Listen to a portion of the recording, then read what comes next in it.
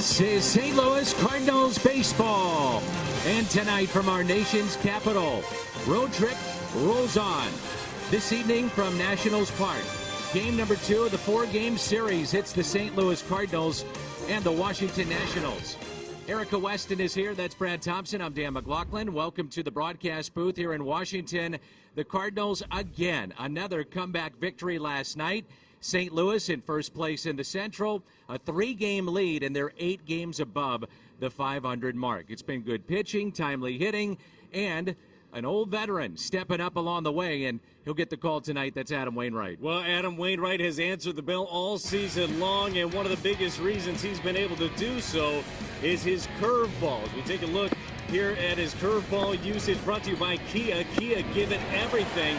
The percentages have gone up over the years. We're seeing Adam use his curveball in all different counts. By the way, shaping it many different ways. Can go in, can go out. He'll use it a lot. We'll see it today. Anibal Sanchez on the other side going for the Nats. House of Cards, aptly named here in Washington. The Cards, the Nationals, game 2 coming up. The Navy Yard here in Washington. And in the background, that's Nationals Park with Erica Weston and Brad Thompson. I'm Dan McLaughlin. Much warmer today, 78 degrees our game time temperature. And the Cardinals trying to make it 2 wins in a row against the Washington Nationals. Mike Schultz lineup. Carpenter at the top, then Goldschmidt and DeYoung. The red-hot Marcell Ozuna, Martinez, Molina, Colton Wong, Harrison Bader, and the pitcher batting ninth, Adam Wainwright. Anibal Sanchez, last time out, lost to the Rockies. 6 runs in 5 innings, looking for his first win. He's been around a long time, Brad. He's 3 wins shy of 100 for his career. Yeah, Sanchez in his 14th Major League season, signed to 2-year deals. You see his Hyundai pitch arsenal, fastball, changeup, cutter. We're going to see a lot of those, curveball and the slider. He'll mix in sparingly. You'll see a lot of pitching backwards with Sanchez. You'll see a lot of him setting up hitters, finishing them with the changeup and the cutter. But he's been doing this for quite some time. So Matt Carpenter at the top. Nationals have dropped 9 of 15 at home. Only the Orioles, the Marlins, and Royals have worse home records so far in 2019. And that first pitch is hit out of play, and we're underway. I kind of like that with Matt Carpenter. We know how much he likes to work counts, very rarely swinging, trying to jump start himself a little bit right there, and knew that Sanchez was going to try to get ahead, and he tried to put a hurting on that first one. I like that. So Carpenter batting .210, and we know he's always a guy that gets on base, but is still looking to gain traction here this year. The Cardinals are second in the National League in runs, despite the fact that Carpenter is only hitting .210. It was 6 more runs last night in that comeback win. It is amazing where the Cardinals are without him doing that. You remember last year, I mean, he almost single-handedly carried the offense for over a month last year. You know what's there. And with that swing and a miss, it'll be Wilmer Defoe, the third baseman, now going to the shortstop position. 3 infielders on the right side.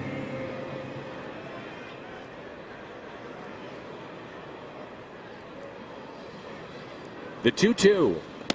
And he struck him out.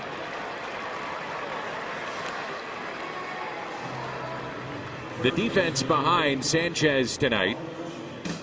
Soto, Robles, and Eaton in the outfield. Along the infield, Defoe, Keyboom, Dozier, and Adams, and Kurt Suzuki behind the plate. It does strike you, this is such a different-looking team without Bryce Harper, Rendon, Trey Turner. Here's Goldschmidt, who's 4 for 10 against this right-hander. That is for sure. We know where Bryce Harper is. Rendon, by the way, sent to the 10-day IL today. Dan Jennings was brought up from AA Harrisburg to fill his spot. And you're right, it is a different look. Trey Turner near the top, whether he's 1-2, I mean, that's the speed element right there. And we already know the Nationals currently, I mean, lead the NL as far as steals go, but that's a threat. That's a game changer. And when you don't have Rendon out there, it's a whole different look. got to take advantage of it when you're facing them when they're not fully staffed. 1 ball and 2 strikes on Paul Goldschmidt, hitting .270, 9 home runs, and he's driven in 19. And that's fouled back. Always a sign of a good team. Take a look at how many comeback wins they have throughout a season. And this month alone, 9 comeback wins for the Cardinals, including last night. Michael Wacha could have unraveled for him, but give him credit. Stuck in there, and the bullpen held it up. And Goldschmidt strikes out. And there's 2 away. Take a look at our Kubota power stats with Paul DeJong coming up. DeJong on base 3 times last night. He's 3rd, by the way, in the National League in wins above replacement, WAR. And he's hitting, doing a little bit of everything for the Cardinals. So with all these big names, maybe the most steady and reliable player putting up big numbers is the guy at the plate. In all aspects of his game. That's a beautiful thing. I know that graphic there is talking about the offense, but defensively, he just continues to grow. Sanchez already in this ball game. We were hitting on pitching backwards. He's done that 2 batters in a row. The punch out to Carpenter and Goldschmidt, both fastballs. Tendency is usually going to be that little cutter or the changeup with 2 strikes. He's mixing it up already. And command has been an issue for him this season. He's had 16 walks in 27 innings. So it's about 5 per 9. Last year it was 3 per 9, and he was with the Braves at 136 2/3 innings, and then comes over to Washington.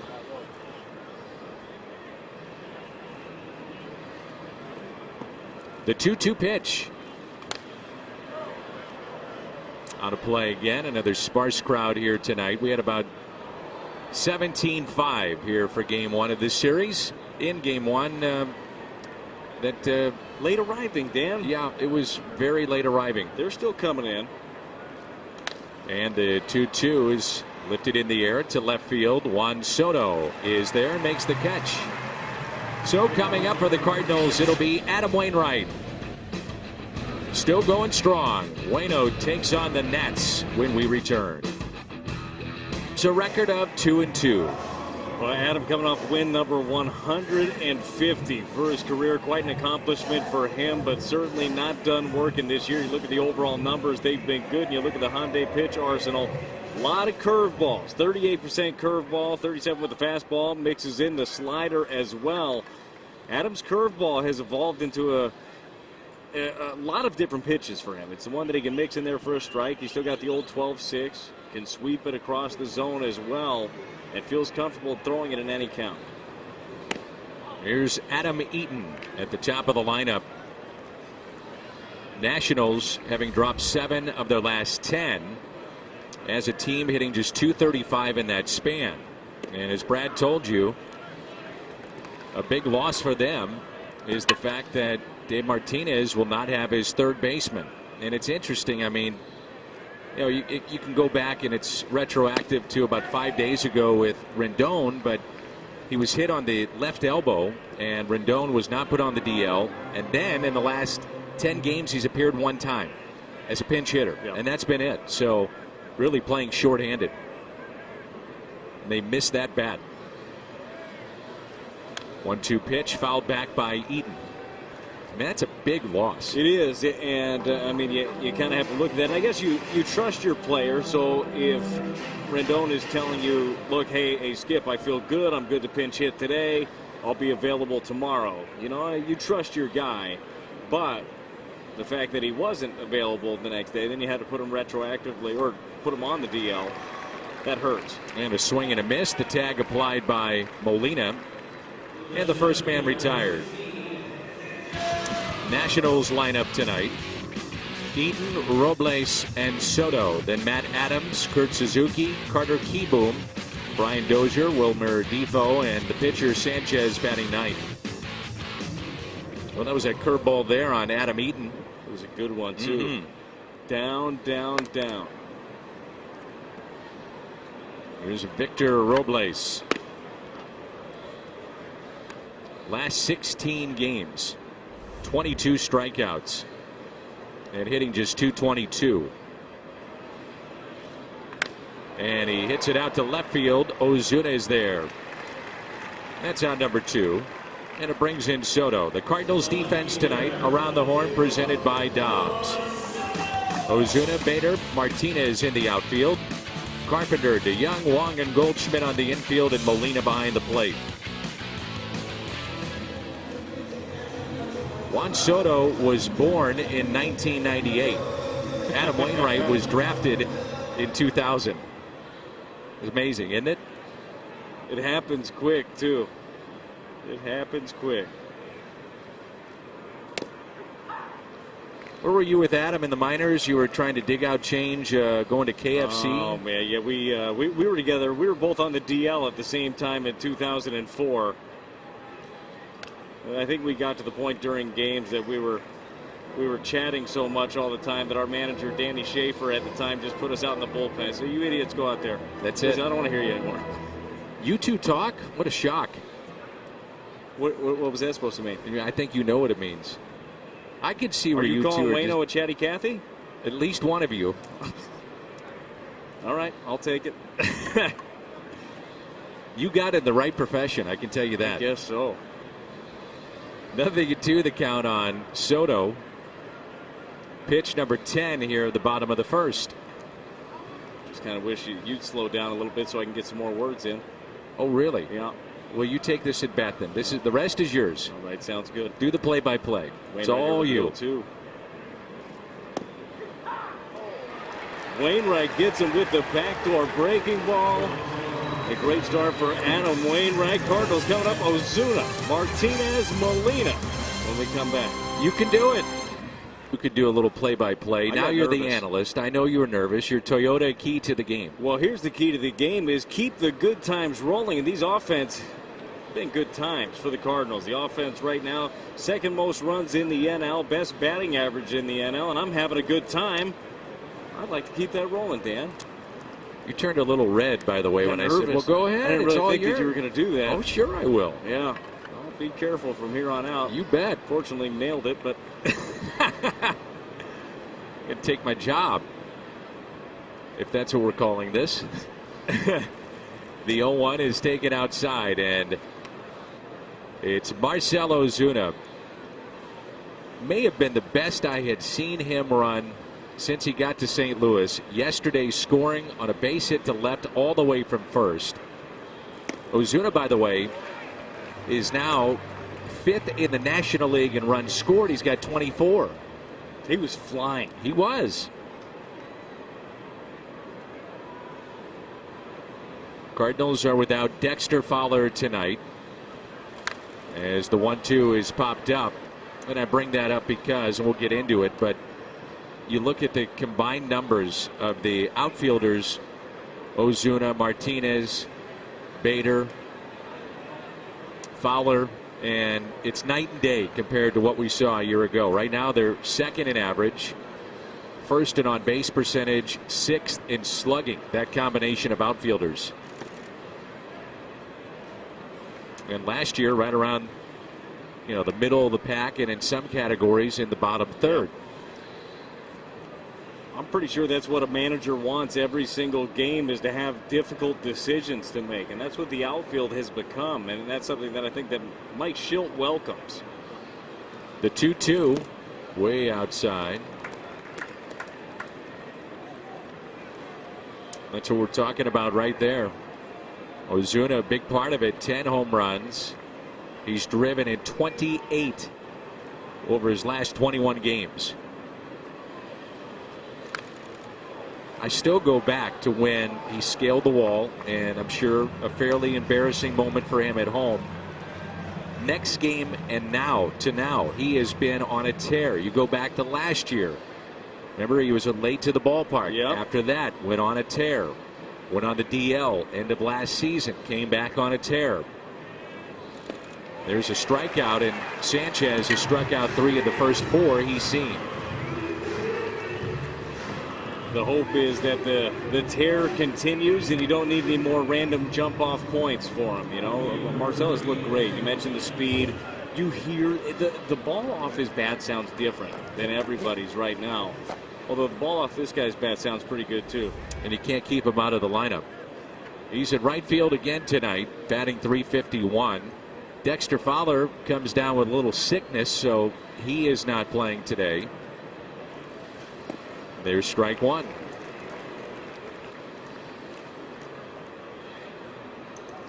Martinez, by the way, 8 plate appearances shy of qualifying for the league leaders in average in the National League. .351 would be 4th.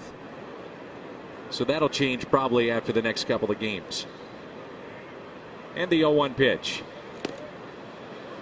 I've seen it for a couple of years now, so I don't know why I'm so surprised by it all the time or why it stands out so much. But the way that he hits the ball with authority to all fields is so impressive to me. Plate coverage. He doesn't give up any at-bats.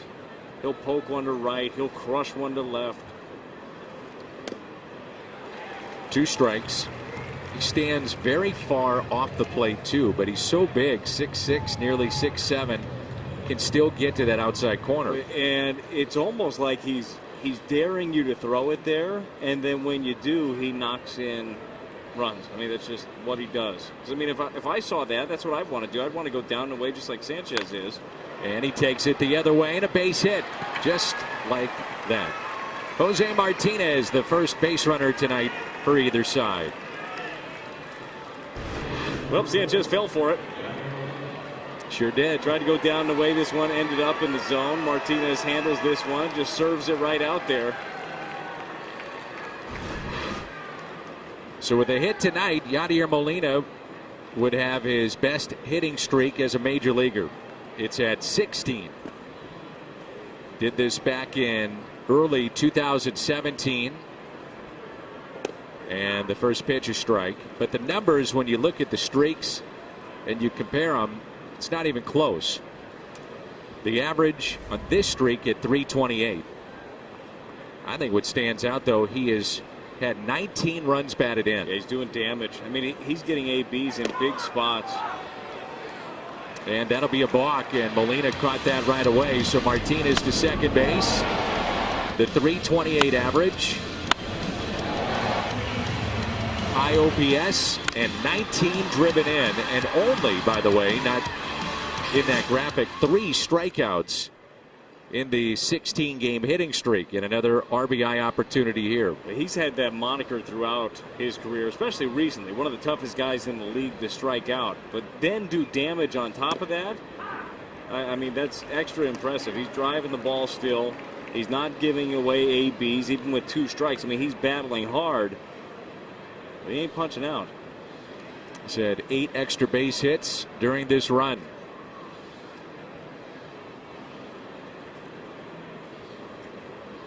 Sanchez stepping off the pitching rubber. It looked like he never came to a set position on the balk. And so Martinez was able to go to second. Here's an 0-2 pitch. That's in the dirt. Let's take a look. Yeah, never came set. Easy. Yeah. Got to at least stop. Not exactly sure. I mean, trying a little bit of the quick pitch, but I don't think anybody's going to fall for that one. 15th career balk for Sanchez, 4th highest among active pitchers. And Molina serves it into right field, backing up Adam Eaton. He'll make the catch, and the throw on a fly to the third baseman Defoe. So staying put in scoring position, it's Martinez, and it brings in Colt Long. Reminder that Cardinals baseball is brought to you by Budweiser. Wherever legendary MLB moments happen, Budweiser will be there. By Chevrolet, the #1 selling brand in the St. Louis area. Find yours at your Mid-America Chevy dealer. And by Steak and Shake, get 4 meals with 4 items for $4. 4 for 4, get more for 4. Only at Steak and Shake.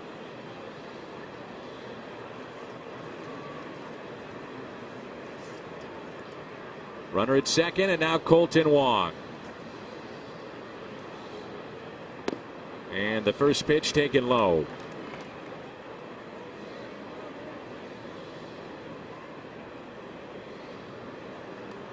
Cardinals have won 15 of their last 20 games. Best record in the majors over that stretch. And stretching for second, it was Martinez. Only the Yankees, by the way, have scored more runs than the Cardinals over the last 20 games. As Martinez is shaking his hand, diving in head first to the bag. He says he's all right.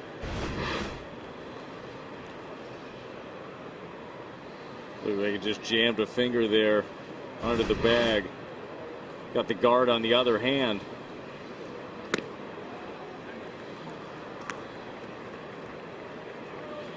Talking about all the runs that the Yankees have scored. A former Cardinal had a lot to do with that. Luke Voit has been on fire. And the American League Player of the Week, Luke Voit, St. Louis native. You know, it's amazing, though, about the Yankees. And they're 17-11. 9-1 in their last 10. No wins, though, against a team with a winning record. Think about that. A favorable schedule, which is good for them since they have an all-star team on the IL. And to your point, they are, and there's a walk potentially coming up to Wong. They are paying more money to the guys on the injured list than the entire roster of the Pirates, the Orioles, the Marlins, and the Rays. It's incredible. That's a good number right there. Wong dropping to a knee, little Adrian Beltre there. I do think that those numbers that you just rattled off too are more of a testament to not how little some of those organizations spend, and some do spend little, but just how badly they've been bitten by the injury bug. I mean, they've got an all-star at almost every position gone. And a strikeout of Colton Wong, and that's 2 in the inning, 4 in the game for Sanchez. Baseball history, and Glavine and Javi Lopez at 248. Now Adam Wainwright, Yadier Molina. As Bueno grew up idolizing many on that roster of the Atlanta Braves and their fantastic run. More on that. We check in with Erica. Yeah, you're absolutely right, Dan. A meaningful milestone, especially for Adam Wainwright, as you mentioned, and idolizing Tom Glavine growing up. But I spoke with Mike Schultz this morning about the duo, and he says longevity is, of course, one part of it, but you talk about success. Not a lot of opportunities in the big leagues. It's something that's earned, but these guys have clearly earned their way. And my observation, and he doesn't want to speak for them, is that they're always looking to grow their experiences and really self-evaluating things they can improve on. It's highly impressive to see that for how long they've done it. It's very special. It is special, and it's a credit to keeping themselves in shape and still, with the money that's involved in the game, having the hunger to continue to play. Yeah, and to the point that Schulte brought up, is they don't just hand you major league starts. You don't just get opportunities because, and we know how great both of these guys have been over the years. And I know, I mean, you realize it because they're here year in and year out, but I don't think people have any idea of how hard they work to be there. 2 of the hardest workers in the game. And to do it at, in particular, the position of catcher. Oh, yeah. The amount of innings being logged, games started by Molina. He's moving up the all-time list. I really would like to be a fly on the wall anytime where Schulte's going to say, Yachty, you got the day off. I just want to know how all the conversations go. I'm interested. Good luck with that. There's a swing and a miss. He just wants to be in there so bad. And that's part of it. You got to be able to build in rest here and there.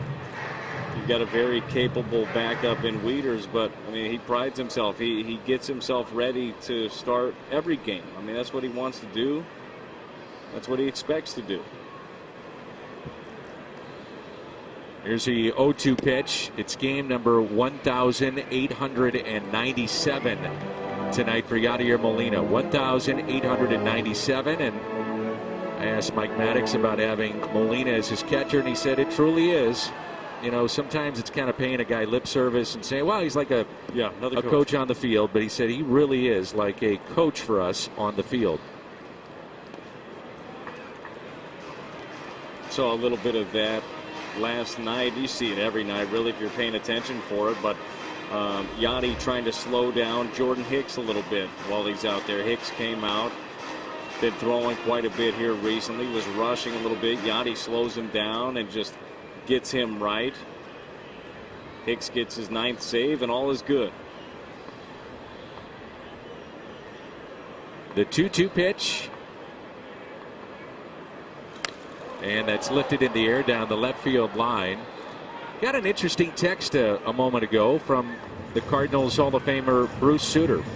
And he posed a very interesting question. He said, how many great hitters have been 6'6" or 6'7"? And we were talking about, the height of Jose Martinez. I mean, I think in today's day and age, you think Aaron Judge. Yep. Giancarlo Stanton would come to mind. He's a monster in the box. I think being here in Washington,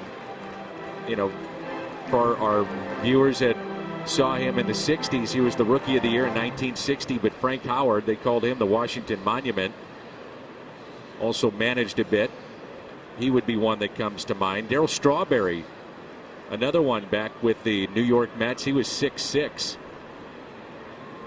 Dave Winfield, a 3-sport star and a terrific athlete. As Wong gets after it, won't get there, drops in for a hit, and Adams will stop at second base. But it is interesting. You don't see a lot of tall guys that are great hitters. Well, it's a lot of moving parts, isn't it? I mean, it's a lot to cover and a lot to have figured out day in, day out. You're right. I was trying to think of different guys that I had faced that just looked imposing in the box. Adam Dunn was one of those guys. So Adam Dunn, I was thinking Richie Sexton. Yep, maybe you faced him. Yep. So thank you, Bruce. Interesting question. Keep thinking of some more.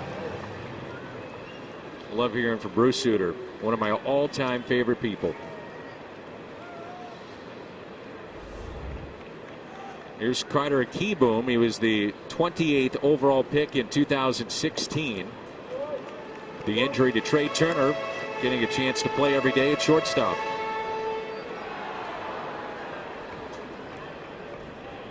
Dave Kingman was a big guy. He was 6'5" or 6'6". Dave Parker was a big man.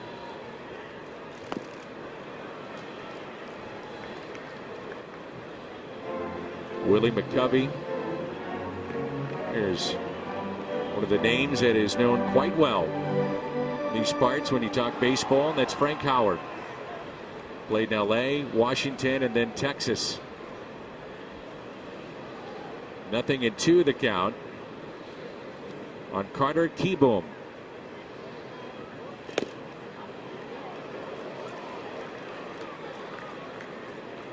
One thing you'd notice in the game today, not to say it doesn't happen, because we saw 3 turn behind Jack Flaherty over the weekend, but with launch angle and a premium on putting the ball in the air, you just don't see as many double plays on the ground. Adam would love to get one here. Or he'll take that on the outside corner. A strikeout, and that's his 3rd of the night. I love the idea here. Adam Wainwright, he's got him looking off speed, showed him the fastball out there before, and just spots one up perfectly on the corner, down at the knees. And now would be an even better time for that ground ball you were talking about. Makes me think how the game is changing with launch angle and all the home runs, and still here's Adam Wainwright changing as the game changes. Then only the special ones can do stuff like that, be able to evolve, pitch different year in, year out, what your body allows you to do. Another one of those guys on the mound tonight, CC Sabathia, looking for strikeout number 3,000, 3 strikeouts away. I mean, it's amazing how you can, first of all, just stay in this game that long, have that much success. And CC, I mean, remember, he used to throw 97, 98 miles an hour. He's not that guy anymore. He works the cutters in. He's still got the good slider, but it's not as fast. I mean, he's just learned how to continue to have success. He's been around since 2001, now in his 19th year. CC Sabathia. 8 years of 200 or more innings, and with that longevity, the strikeouts piling up. We saw him in the National League in that stretch run in Milwaukee a few years ago. He was dominant, and then He signed with the Yankees. And to me, I think of him as a Yankee, not a Cleveland Indian, not a Milwaukee Brewer, but as a Yankee. Well, you'll think of him as a Hall of Famer as well. I mean, he's Cooperstown bound, 3 wins away from 250 as well, hitting all the milestones, 3rd most strikeouts in Major League Baseball for a lefty. Pretty impressive. Yeah. Won the Cy Young in 07. And that pitch taken high, 3 balls and no strikes. Wilmer Defoe, the third baseman tonight on deck. Dozier mentioned the power that he's had in his career. 42 home runs. Then the following year, 34. And among middle infielders over the last 5 years, the guy at the plate has hit the most home runs of any of them. And it's 3-1. Already in this ball game, we've seen a combined 7 strikeouts. And in the first month of the season, the average has been nearly 18 combined strikeouts a game. I'm taking the over in this one. It's off to a good start. And the 3-1 popped up. Molina will give it a look, and it's out of play.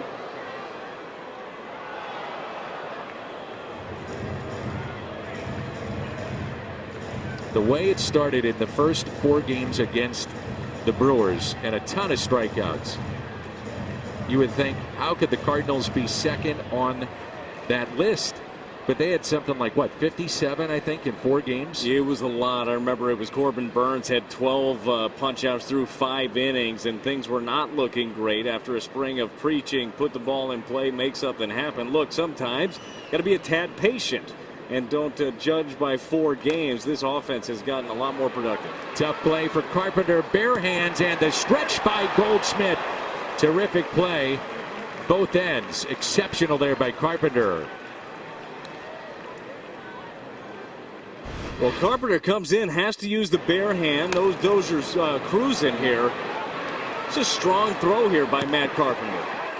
A really good play right there. Adam does a great job getting back into the count, executes a couple of very good pitches away, gets the ground ball. Nice play. So you have Defoe and first base open, and the Cardinals, that's where I was going, are not going to take a chance. They're going to walk Wilmer Defoe and pitch to Anibal Sanchez.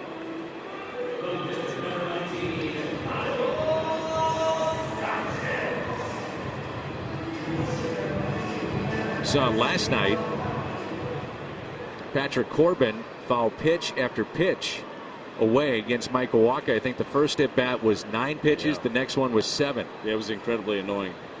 Sure was. Come on, man, do something, right? Put it in play. Just punch out. Right. That's what I was hoping for in those scenarios. Spoken like a true pitcher. Yeah, just get. You're supposed to get out. Get out. So 2 outs and the bases loaded and a strike to Sanchez.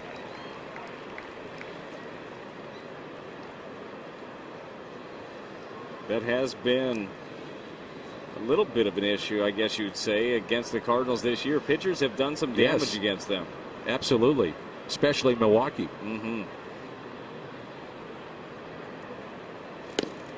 It's a good tight break there. He still has old Uncle Charlie, doesn't he? He does. It's fun. It's fun to watch how he uses it now and when he breaks it out and how he shapes it differently too. Because you'll see some more that have, a little bit more right to left. You see the other ones, the 12-6, where he just drops it in. He just knows how to pitch. And the 0-2 pitch hit up the middle off Wainwright just like he wanted. Kick save and a beauty. And directed that right to Goldschmidt. Adam loves Team USA in soccer, and they're going to sign him up.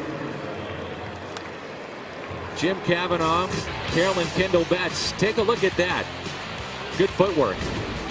And now stats with Lowe's. Most wins in April. The Cardinals in franchise history.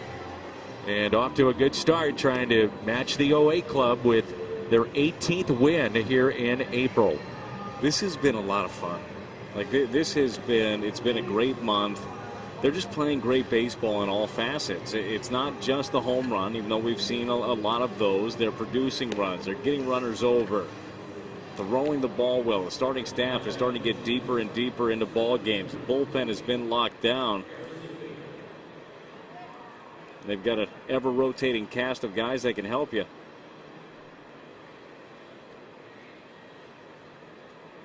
And so here is Harrison Bader. No score in the top of the third. Just saw that great soccer play by Adam Wainwright, STLFC.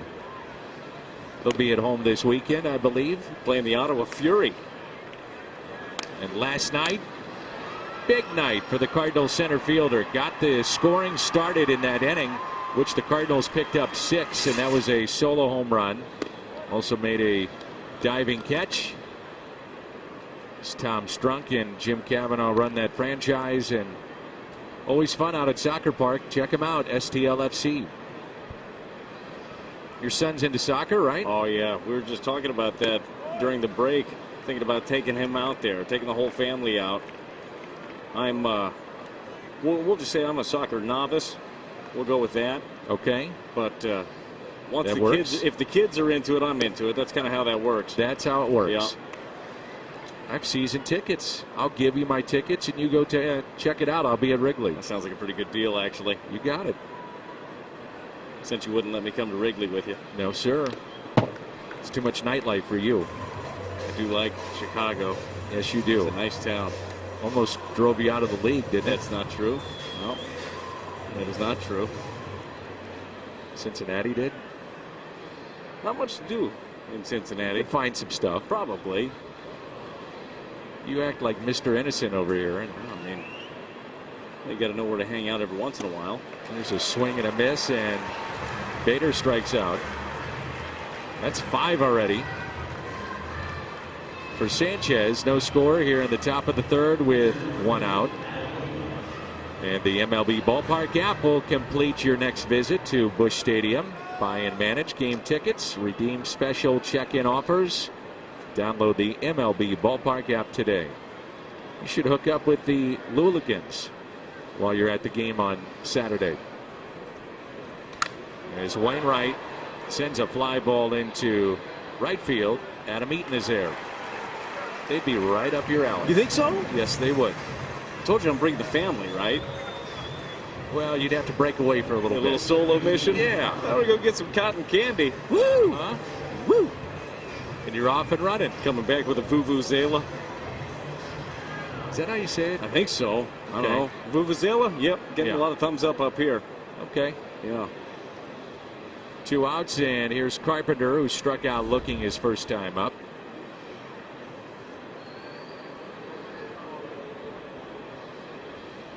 You probably have a bunch of scarves, don't you? I do. Yeah, you seem like a scarf guy. Needed one last night. It was chilly here in Washington, but beautiful here today. Thought about wearing one last night too, but then I thought that you'd tell me I was trying to be like Tim too much. Tim has it. He's got a great scarf game. Tim McCarver. Yeah. Yeah. The red scarf. Yep. 0-2. What is Sanchez doing here that's baffling these hitters? Well, first of all, he's not missing down the middle, and he's nibbling off of the corners, but then right when you think that, all right, well, I'll just lay off one, then he spots one up. He's using his cutter very effectively. Think about Sanchez, too. I mean, you don't hang around the league. He's in his 14th year yet again. He doesn't give in, so he'll you see that one off the plate, he'll throw another one off the plate. He's going to wait until you get to a position where you feel like it's going to be close enough to swing.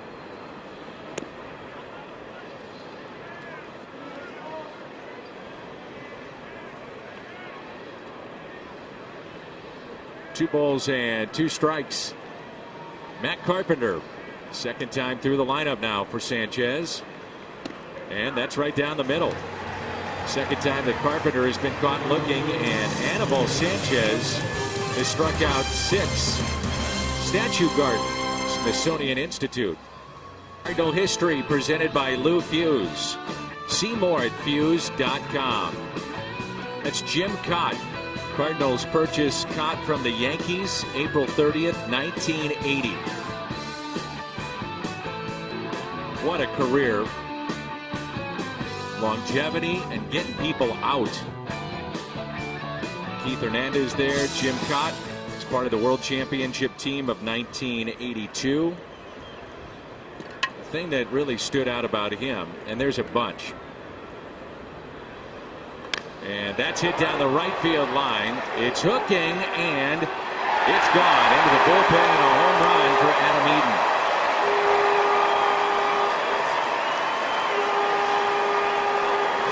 So Eaton's second home run, and the Nationals strike first in this ballgame.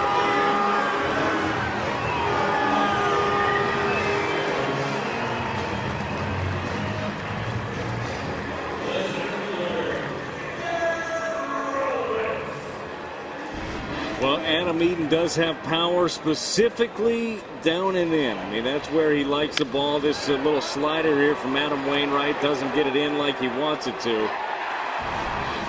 And Eaton puts a very good swing on it. And showing bunt, it's Victor Robles. About to say that Jim Cott won 16 Gold Gloves. 16. Make a case he's the best defensive pitcher ever. I think Greg Maddux would be in there. Wainwright, by the way, to put it in perspective, as 2. Yeah, I don't know how you make a case against it when you rattle off 16 Gold Gloves. I'd say that's the trump card. I mean, that's pretty much the end of the conversation, isn't it? He had 625 career starts. I had dinner with Jim and Tim McCarver down at spring training this year. It was probably that missed call I had. It was. And we were talking about coming to St. Louis, and he said Whitey was perfect for him because Whitey specifically brought him in to work out of the bullpen and get certain hitters out in the division. So he knew his role. He was at the latter stages clearly of his career, but he still could get people out and really enjoyed his time in St. Louis. He's now working for the Minnesota Twins. And the 3-1 lifted in the air out to deep left center. Bader is back at the wall, and it's gone. Back-to-back home runs. Robles with number 5, and it's 2-0.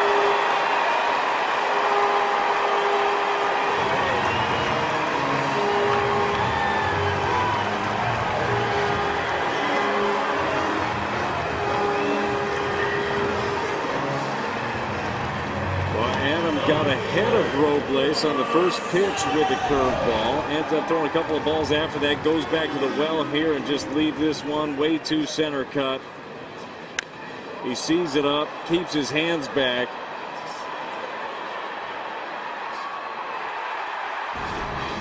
Thought Bader had a good beat on it, but this thing just hit too hard. It's the first set of back-to-back home runs allowed by the Cardinals this year. Greg Maddux had 19 Gold Gloves. Jim Cott had 16, and both could play golf. Rick had 19. 19. Jeez. Jim Cott, by the way, scratch golfer from both right-handed and left-handed. That sounds fair. It's hit up the middle, almost hit the bag, and DeYoung to his left makes the play. But Jim, just the final thought, to his credit, working in the front office of the Minnesota Twins and also broadcasting some of their games, very limited amount, and doing national work on MLB Network. But he went to the Minnesota front office and said, teach me about analytics. Tell me more about it. Why is everybody doing this? And they consult with Jim Cott, one of my favorites, and he should be in the Hall of Fame. Here's Adams, who had a single to center field.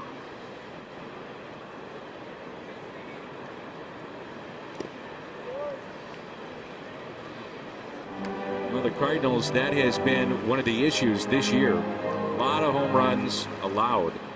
Now with 53 home runs allowed by the staff.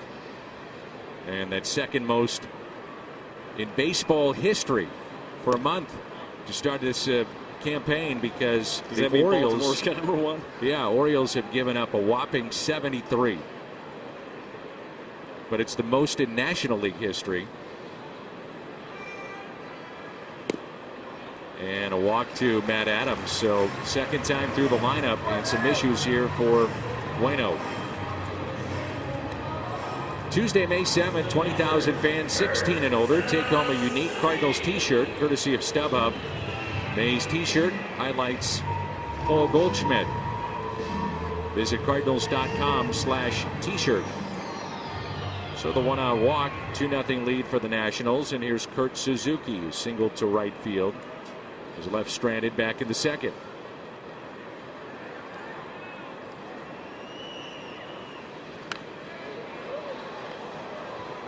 Bob Gibson had 9 Gold Gloves to lead the Cardinals in terms of guys that spent the majority of their careers in St. Louis.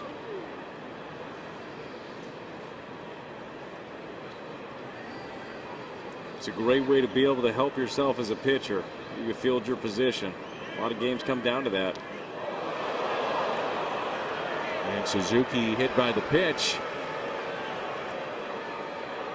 So 4 of the first 5 in the second time through the lineup have reached.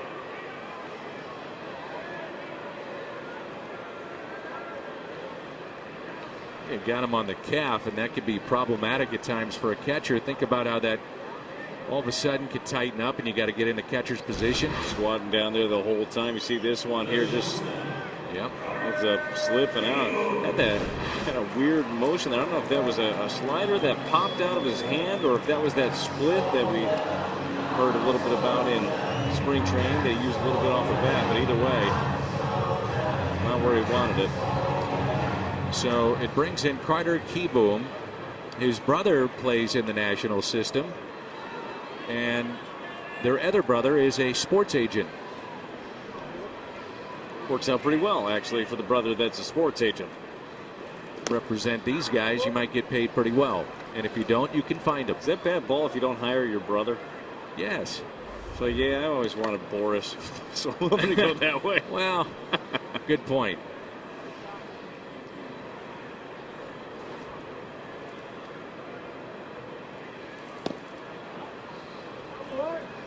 A ball and a strike. It's actually always a really interesting one. The going into technically business with family could be dicey at times. Oh yeah.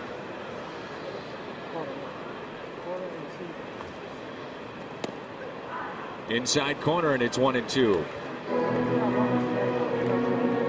Well, you remember the game just last night. The Cardinals were in the hole 3-0. It looked like Patrick Corbin was in the driver's seat. And then all of a sudden, the Cardinals just put it on him. They're able to keep this one here. You know this Cardinals offense isn't going to be down for long. And the 1-2 pitch, a strikeout for Adam Wainwright. Number 4 tonight. And Kieboom has struck out twice against Adam. Well, this curveball just had that late break, and you see here 78 miles an hour, bottom of the zone. A couple of the mistakes that Adam has made have just been up a little bit, middle of the zone. Great pitch right there by Wainwright. Here's Dozier, who was ahead 3-0 in his first at bat. Then hit a soft ground ball that Carpenter had to charge and made a barehanded play on.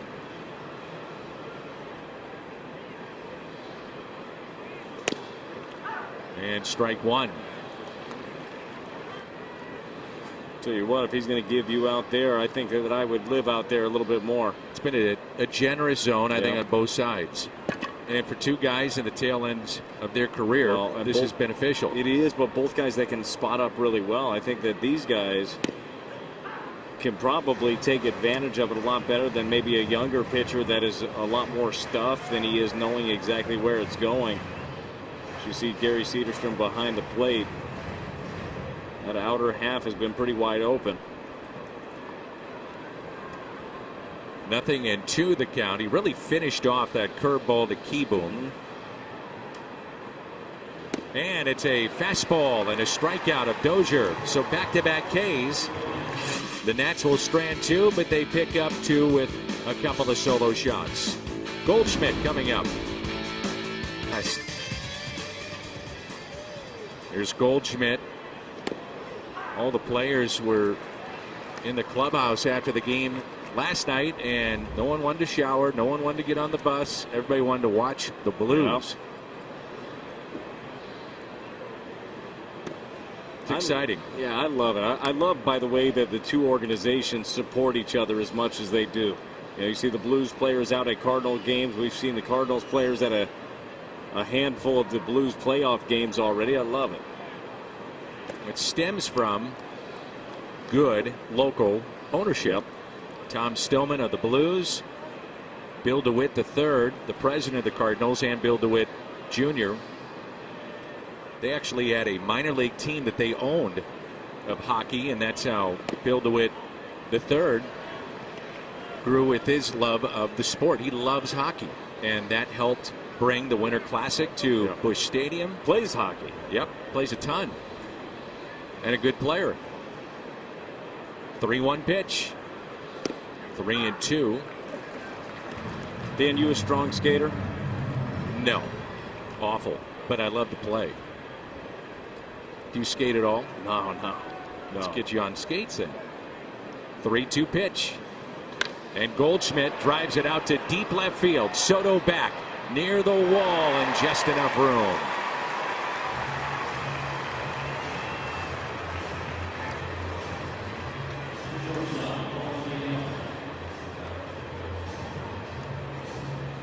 It brings in DeYoung. He flied out to left. Sanchez has struck out 6 and no walks, which is a big key for him. We mentioned earlier that he's had at times issues with walks in his starts.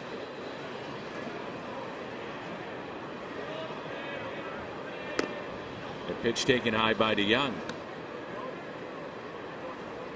So balls and strikes thus far, and already though 57 pitches, which is something to keep in mind getting into the Nationals bullpen. Yeah, the Nationals bullpen has struggled mightily so far this year. It's been, as far as ERA, the worst bullpen in the National League. Now, I will say, in all fairness, last 2 games their bullpen has been very good. It's been 12 scoreless out of the pen here. As you see, pitching coach Derek Lilliquist there. It's been a bit of a struggle, though, this season, knowing whose name you can call down there that's going to get the job done.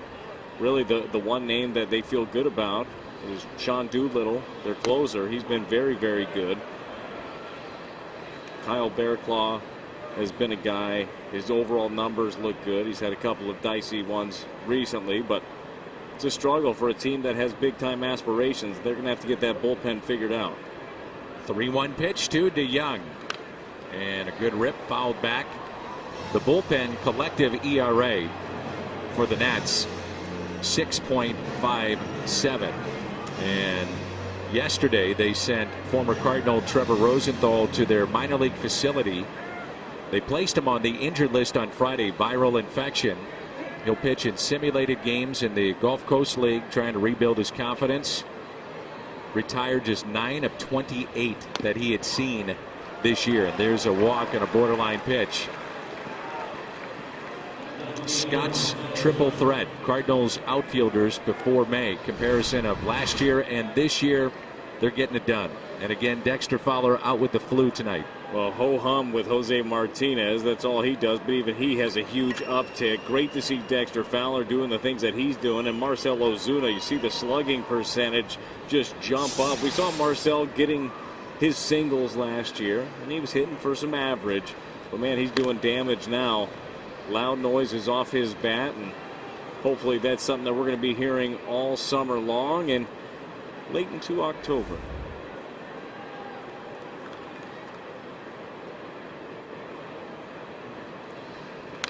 That's fouled back for strike 1. It's not just, though, the Nationals struggling with this ERA, worst in the NL. The Mets bullpen is around a 6 ERA. The Marlins, same thing. The Braves just below 5. The Phillies just over 4. And I think it's a logical question. Why not Craig Kimbrell? And that's line to second. As it pertains to the Nationals, they twice have been over the tax threshold. You get penalized. They had to pay into that, not a lot, but last year, third time, you get hit pretty hard. So you know it's going to cost you some money. And also, Kimbrell, and if you're wondering about the left-handed starter, Keuchel, both were offered one-year deals, and attached with them is the compensation pick. And another aspect of this is that the draft is right around the corner. So not only would you be paying them a lot of money, but then you lose the draft choice, and those are valuable. That's a base hit to left on a hanging pitch. And so it's kind of a double-edged sword if you're either one of those guys. But after the draft, I would imagine it heats up for both of them, if not before. So. It is crazy to me that neither of those guys have had a landing spot. And I do realize that it doesn't mean that there weren't offers out there for both of them. Maybe they both have numbers stuck in their head or amount of years stuck in their head that they're, really wanting to get to. But there's a lot of need out there. And you mentioned all the bullpens already in the East. Bullpens all over baseball and rotations. They could use a guy that can give you 200 innings from the left side. So runners at first and second. Now Molina fly to right field first time up. 40% of the innings across baseball are being thrown by bullpens. So if you don't have depth in your minor league system, you better. You're in trouble. Yeah, you better. You better have guys that you can go to, and as much as it stinks being one of those guys that is on that shuttle, if you will, back and forth, I can tell you the route to Memphis quite well. It's something that clubs need. I mean, you have to be able to have that flexibility. You have to be able to have guys that you trust, because it's not just the teams that are struggling that utilize a lot of guys. The team that's going to win a World Series this year, and we all hope it's the St. Louis Cardinals, but the best teams in baseball are doing this. A strike on Yadier Molina. 1-2. Let's see if he went around. Pretty close. I think he got that one right.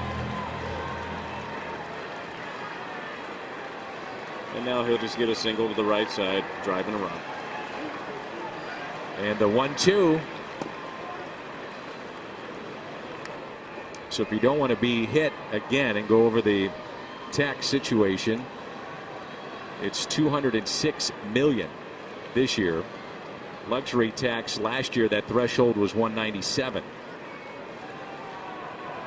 And the Nationals were just over that a year ago. The 2-2 pitch to Molina. Bounced and kept in front, so runners off with this next pitch. Ball in the gap, and you may have a tie ball game. Colton Wong is at the on-deck circle.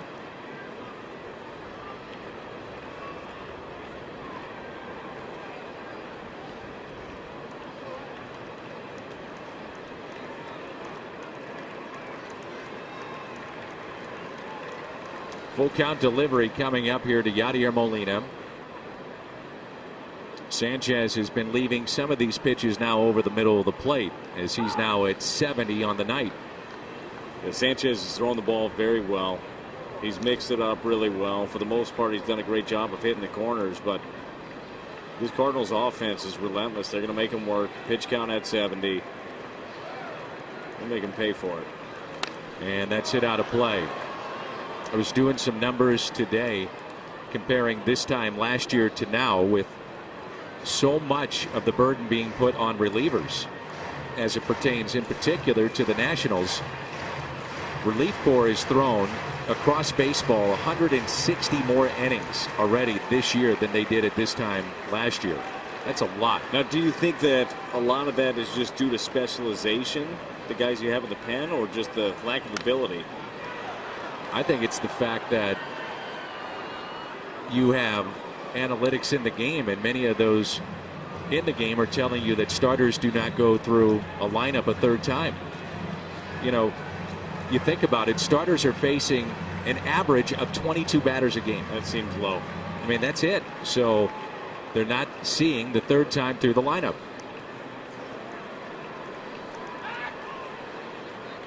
And the 3-2 pitch. And it's pulled foul. So does baseball then swing back the other way with starters going deeper, or managers keeping them in? I hope so. And I realize the numbers, and I know the analytics, and I know the numbers third time around. But the goal for a starter And I know that is the goal for all these guys, is forget the numbers, forget the trends. I'm going to get the third time around. I know Mike Maddox has talked about that too. While he's well aware of the numbers, his goal is to get his starting pitchers as deep into ball games as you possibly can. You know, bullpens are strengths all around baseball. You got guys that can get the job done, but the goal is to have them all ready at the end of the year as well. You burn them out early, you make them eat up all these innings at the beginning of the year. I mean, what are you going to have left? I thought that was overlooked many times at Tony La Russa. By the time the end of the season, yeah. I mean, he would sacrifice things early on in the year to save guys, and you know, don't get me wrong, he's trying to win every game, but win the war, not just that battle that night. 3-2 again, and now the bases are loaded as Molina draws the walk. That was a 9-pitch at bat for Yadier Molina. So 2 walks in the inning and a hit, and they're all loaded up for Yadier Molina, or rather Colton Wong after the walk to Molina. Wong struck out his first time up. Sanchez has struck out 6, and the Cardinals trail 2-0 here in the top of the 4th.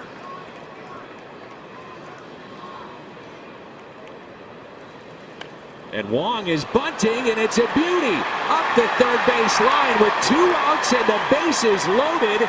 He drops down a bunt to bring in a run. I didn't see that one coming. I didn't see that one coming either. Look, if someone's giving you a gift, I guess it's rude not to take it, is the way that Colton Wong looked at this. He saw an opening down the left side of the infield and lays down an absolute beauty right here. Not going to do it any better than that. Defoe is far off. He's obviously not looking for that. You talk about some heads-up baseball and some good execution. And now it's Bader. Wong is driven in 15. That was awesome. When it works, yeah. What a smart, beautiful play. If it didn't, I'd say, what are you doing? Me too. But it worked.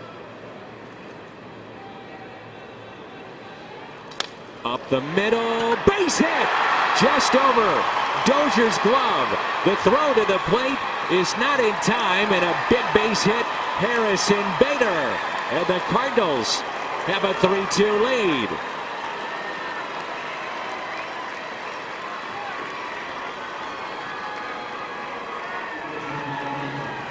The comeback Cards again. Well, matter of time, right? You knew at some point the offense was going to get it going. This is a tight little cutter away. Harrison does a great job of just hanging with it. Might have even broke his back. Gets it right over the second baseman.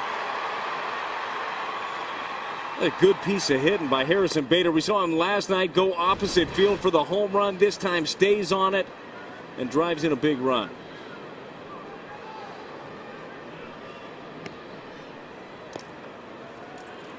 And now Wainwright, runners at the corners. Puts it in play, hit to short. Keyboom settles and throws.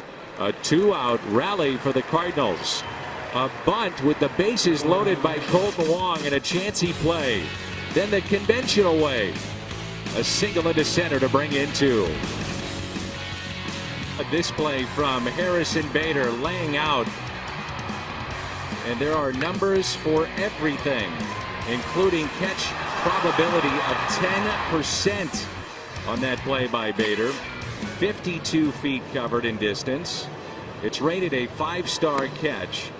That was his first 5-star play this year. He had 6 of those last season, and he was tied with Lorenzo Cain with 6 of them a year ago. And Bader now is at back-to-back nights driving in runs. And let's check in with Erica. Well, Dan, I talked with Bader before the game about that 5-star catch. Of course, probably the first of many for Harrison Bader, but bringing up the defensive runs saved for the Cardinals so far to this point, 23 heading into the game today. And he said the real pride comes from the makeup of the team and the things behind the scenes that the numbers really can't capture. But right before that catch, he said, Jose moved me. I was playing on the other side of second base, and you have some veteran guys who have a different understanding of the game. He says he trusts Cafe tremendously. I've been around his instincts since 16 when they played in AAA. He said the stats are nice, but the reason they show up the way that they do in the scorebook is because the guys behind the game are remaining present, and that was an absolutely perfect example of that. Great play by Bader, such a valuable player. You think about late in games, double switches, right field. You can move Fowler. You've got Bader in center. He's got the occasional pop. I've heard Jim Edmonds tell me he thinks he's going to hit 20, 25 home runs before it's all said and done. And speaking of Bader, he'll go back and make the catch. Love it when it works out like that. You set that up, huh? Nice work. How about Martinez moving, according to Eric Harrison Bader on that? Well, and it's great, man. Constant communication. That's what it's all about. Everybody's on the same page. I think that those are little aspects of the game that oftentimes are overlooked when you're at the ballpark or you're watching on TV. But if you get the opportunity to look around, there's always something happening. A strike to Anibal Sanchez. He came up with the bases loaded. So they pitched around Defoe. Intentional walk to him to load him up for Sanchez back at the second. And it was a kick save and a beauty by Adam Wainwright. Another ground ball hit to short, 2 away. Mother's Day, Sunday, May 12th. 30,000 fans, 16 and older, take home a custom Cardinals crossbody bag. And this red purse features a gold STL metal logo and a new alternate blue lining. That's May 12th, Mother's Day. Tickets at cardinals.com/promotions. Great to have Patrick McKenna with us and his family, enjoying some Cardinals baseball. Not sure if that crossed up Yachty on that pitch. A strike to Eaton. Well, last time up with Eaton, it was a little cutter in that he ended up hitting out of the ballpark. This one, nice breaking ball to get him started. Here's the 0-1 pitch. Thought a key last night, once the Cardinals took the lead, the following inning, Michael Wacha had a shutdown inning, and now Wainwright a chance to do that here. And that's back to Waino. Broken bat, flips it over to Goldschmidt. 1, 2, 3 go the Nationals. Top of 5 rolls in when we come back. 8-pitch inning. T-Mobile's connection to the game. That Bellinger wasn't a typo, was it? 37? It's incredible. Yeah, it is. The question was, you know, with him, what's he going to be? You know, this year, I think a lot of people said, all right, this is going to be a make or break year for Bellinger. Find out exactly what he's going to be as a player. He's good. And Carpenter lifts it in the air down the right field line, and it's just foul. I asked a scout that was following some of the Central teams about all the home runs, and we started asking each other, what are you seeing with home runs? What are you seeing? And I'm going to ask you, being a pitcher, my opinion was I'm seeing more fastballs up in the zone. Now, you might say that the players clearly are bigger, stronger, bats better.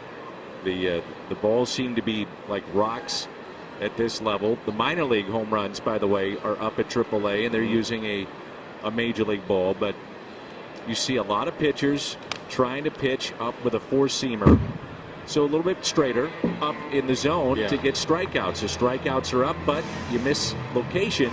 You get hit hard. I think you're absolutely correct. Look, you have a lot of guys around the league that are used to pitching at the knees, and that's where they make a living. So when you try to make an adjustment up in the zone, sometimes you make that adjustment up. You think that you're throwing up, and you end up throwing one right there. You end up throwing one middle that a guy can do some damage on. It's not as easy. And honestly, I don't think that pitching up is for everybody. You got to know your guys, and you got to know what you can ask them to do and not. But I do think that the answer is everything that you said. I mean, there's a lot of things that are going into it right now. And as a pitcher, the big thing is being able to bounce back from it. The Cardinals have given up a lot of home runs, but they've also done a great job of locking down in big time situations. They've been great as a staff with runners in scoring position, and it's limiting that big inning. And the Cardinals have done a good job with that. It's the third time that Carpenter has struck out. That's 7 for Sanchez, and it brings in Goldschmidt. I also think as the velocity has risen in the game, everybody, we say it all the time, kind of throw it out there. Well, everybody's throwing 95 to 98. And it's true. I mean, many guys, many bullpens are loaded with these hard throwers. And as the players are coming into the league now, they're prepared for velocity. They just are. Well, you see it. You see it at the, I mean, look, you got high school kids that are throwing hard. In colleges all over the place, you're throwing hard. And I think teams are doing a better job of actually training for velocity. And a fly ball into right. The catch is made. And until we start having a trend in baseball that says we value more so than the home runs, on base percentage, and putting the ball in play, and a lack of strikeouts, in a way, strikeouts are accepted, but that's why the Cardinals have tried to really change things up. Yeah, what have we seen here recently? Right. We've seen a lot of 2-strike counts where the Cardinals just put the ball in play and good things happen, able to keep it moving in that lineup. Hey, do you think the 87 to 89 sinker ball guy is going to come back? You got a chance. You think so? Yeah. That's what I think, too. Just spot it. Yeah. Get Mo on the phone and get you a nice big deal. Or like the minimum's cool, too. I'm it's a not glue. bad, is it? I'm a glue guy, you know. I can hold it down in the bullpen, keep it light for the boys. That's right. 2-0 pitch to Paul DeJong.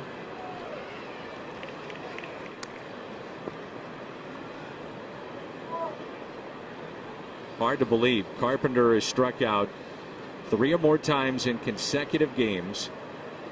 First time ever in his career. That's 1,048 games.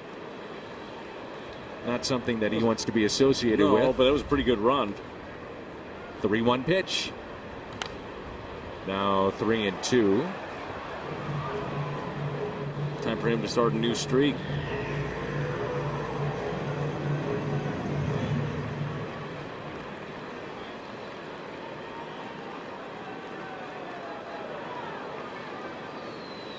And the 3-2 pitch.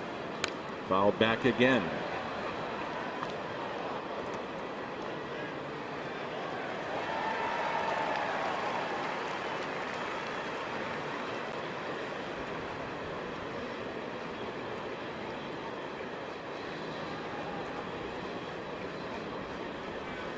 Pitch number 93.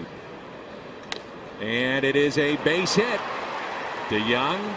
Will he try for 2 on his way to second base? The throw by Soto not in time. DeJong in with yet another double and extra base hit. Paul DeJong just does damage. Whew. And he's always looking for it out of the box. You can tell on this one right off the bat. He saw it going down the line. He was running hard. This is a good piece of hitting right here. This thing, change up, out, over, down, away.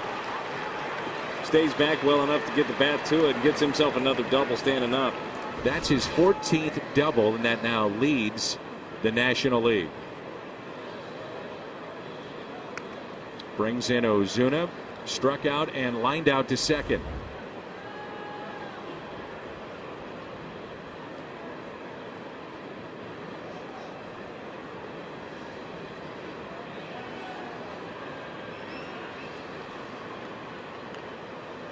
Ozuna pops it up. Long way to go for Soto, who wants it. It's Soto in foul territory. Paul DeJong on a 10-game hitting streak. Up tomorrow, Miles Michaelis, Max Scherzer. On the air at 5:30. Pre-game show. Nats Cardinals Game 3 in our Budweiser What's on Tap. The premier pitching matchup in baseball tomorrow. Looking forward to that one.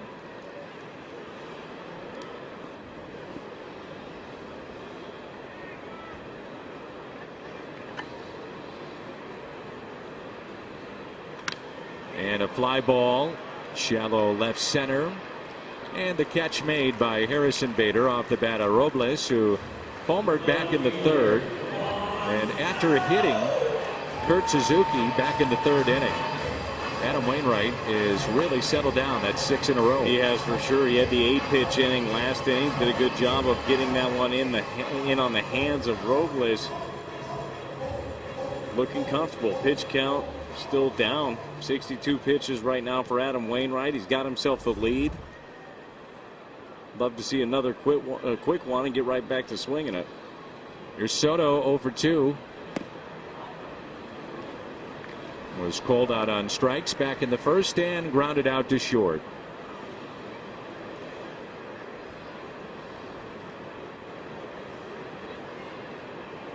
This has become such a fun team to watch. The offense clicking and the comeback wins. Harrison Bader doing his thing in center, exciting player. And that man right there took over the team July 15th of last season. Since that time, the Cardinals have gone 59-38. And that's the best winning percentage in the league. And if you don't think it has a lot to do with him and getting things straight, oh yes, you're wrong. Well, just eyeball test. I mean, it kind of tells you it's a different ball club.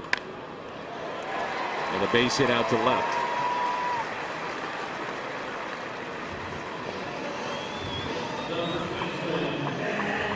And then, whether it be a veteran player, and I said this at an event I was doing the other day with Mike, and I've had a young player say we would run through a wall for Mike Schill. He just has a way of communication with the players that guys trust him, and he's gotten guys to buy in. They become more aggressive. They worked on fundamentals in spring training and base running, and it has paid off. Well, and they continue to work on them throughout the season. I mean, there's an attention to detail. I love the chalk talk that they do, you know, talking about, you know, each day. Just take a few minutes to kind of chop up what happened the day before, the good, the bad, the ugly, all of it. Everybody has a voice. There's a confidence around this ball club, and there's an accountability, you know, to each man, and there's a respect, you know, for that man, for each other. It's how you win ball games. It's all those details.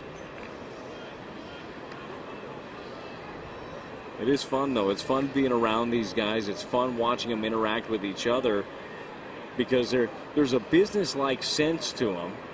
You know that, and you can see it. But they're also having some fun, too. Yeah. It's a nice balance that they've got. Here's an 0-1 pitch to Matt Adams. Adams hits it out to center. There's Bader with the catch. And back to first goes Soto. Reminder that Cardinals baseball is brought to you by Ford, the official car and truck of the Cardinals. By Missouri Baptist Medical Center. Doctors call it world-class medicine. You'll call it Mobap. And try Jack's $4.99 spicy chicken strips combo. Only at Jack in the Box for a limited time. Price and participation may vary.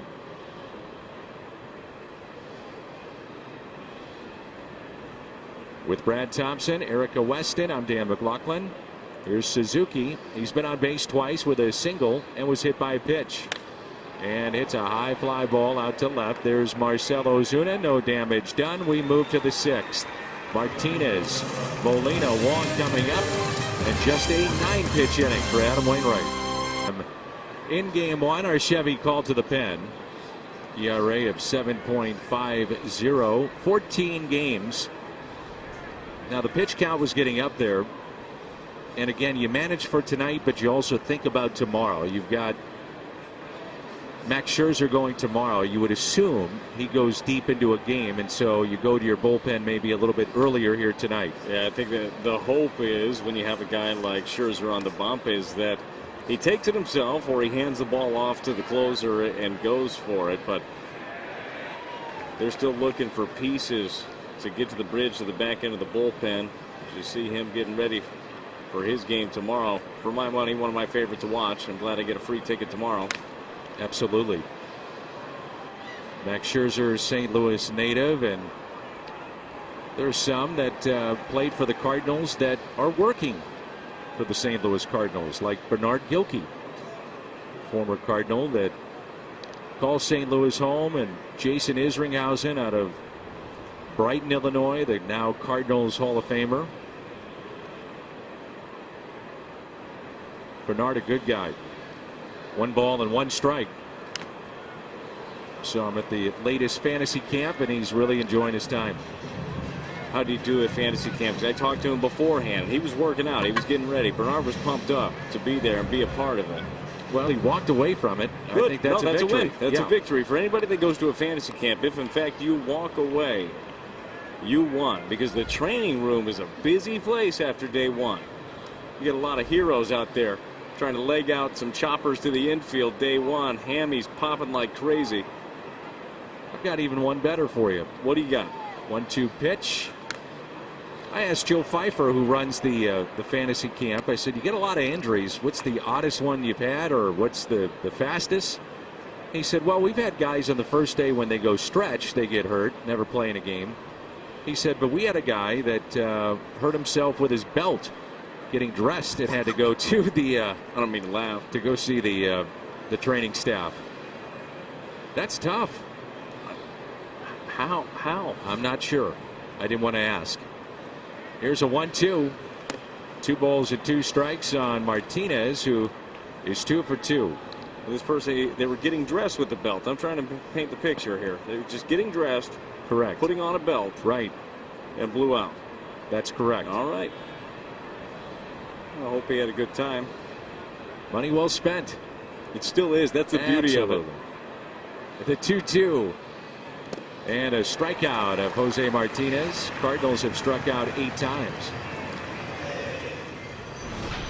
4th inning is our BJC Healthcare difference maker. Who else? Jose Martinez. That single to left. It was a walk. Eventually the bases would be loaded with 2 outs, and Colton Wong drops down a bunt to bring in a run. And then Bader drives in 2.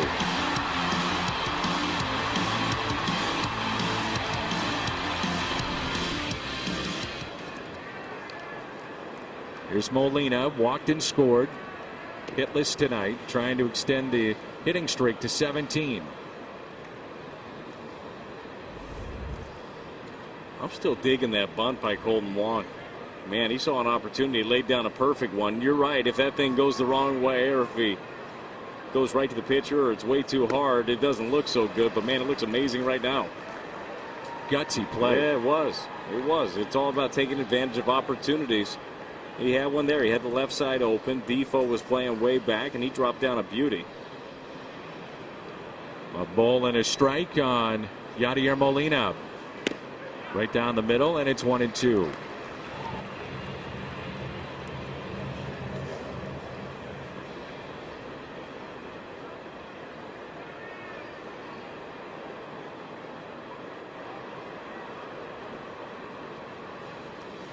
And Molina, a strikeout. So Suero has seen 2, struck out 2.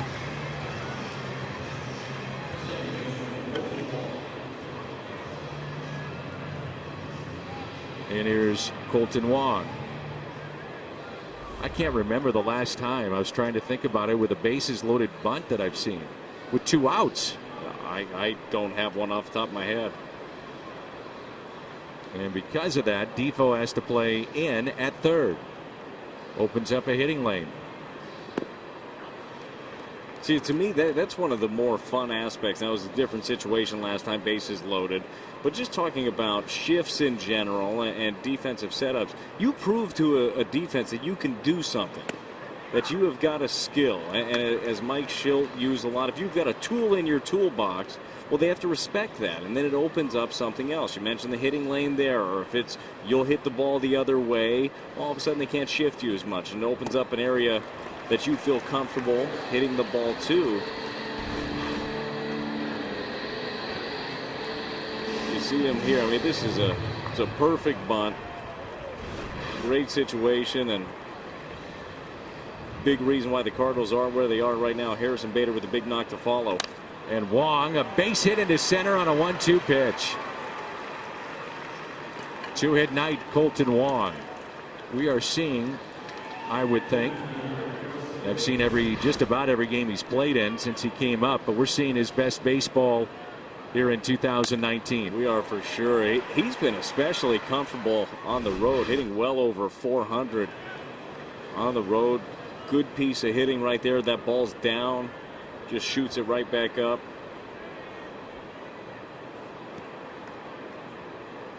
There's Harrison Bader, that single coming against Anibal Sanchez that drove in 2. A check on Wong, and this is where the bottom of the order can give you fits. The thing about this, the bottom of the order for the Cardinals, Wong has speed, Bader has speed, but they both have a lot of power as well. I mean, it's not like an easy, all right, well, let's just throw him a strike, we'll get a ground ball. That's not happening with these guys. Now, you think about stealing in this spot, but with the pitcher on deck and Wainwright is going to stay in this game, you would assume. Yeah, you'd walk Bader or pitch around him and then bring up Waino. Waino does handle the bat really well, but I don't think you want to set it up where you're giving him that at bat. I mean, I'd rather have Bader hitting in a situation like this instead of just giving the bag. First pitch was a strike and then something in his eye, and time was called. So here comes an 0-1 delivery by Suero to Harrison Bader.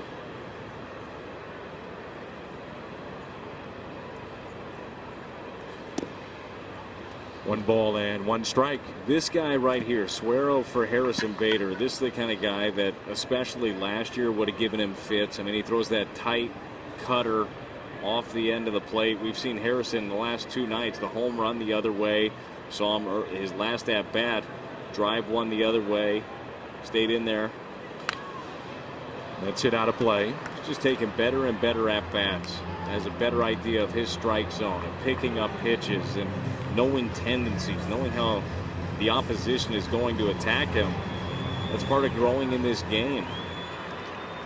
Got to be able to adapt and adjust.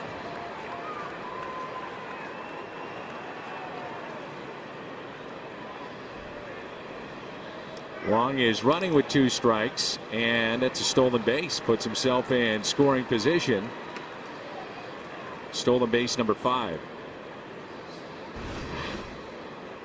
Well, he definitely got a big jump. Suero not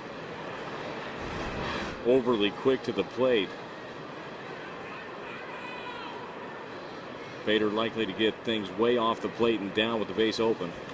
2-2 hit out of play. Well, I was thinking if you're going to ask someone to bunt with the bases loaded, and that was Wong, and I'm sure he did that on his own, but it would come from the bench with a pitcher up. We're going to do a little research, and Brad Thompson, you should have remembered at least one of those bunts. Why is that? Let you think about it. Did I bunt with the bases loaded? You did. How did it go? Swimmingly? Was it Ank that scored? Yes. Yeah, I do remember. Well, how come he didn't bring it up? I forgot. The last to do it prior to Wong was Michael Wacha in 2016, and you did it in 2008. No big deal. Pretty easy. That's tapped foul. Some would say gutsy and intelligent as well. Really got to trust the man, though, with the bat to be able to do something like that. Adam Kennedy went to third. LaRue to second. Brad Thompson the sac bunt, and Rick Ankiel scored. It was in April of 2008. Yeah. Thanks for bringing it up. Yeah, talking about how to do it. Crystal clear now. Yeah. Thanks for painting that picture. Here's a 2-2 again. Good at bat here by Harrison Bader, fighting off some pitches. You know, the at bat here for Bader changes. Now he does have 2 strikes, but you know, first base open and a pitcher on deck. We've seen actually Suero make at least one mistake to him over the plate. He was not trying to throw the ball there. You know, he's trying to get you to fish. He's trying to get you to chase, but you have to be able to protect. That's exactly what we saw out of him last at bat. I mean, he got a little cutter away from Sanchez that broke his bat a little bit, but he was still able to get enough of it to get it out there.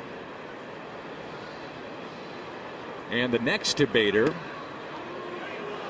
this is at least a 10-pitch at bat here. This will be pitch number 10 with Wainwright on deck.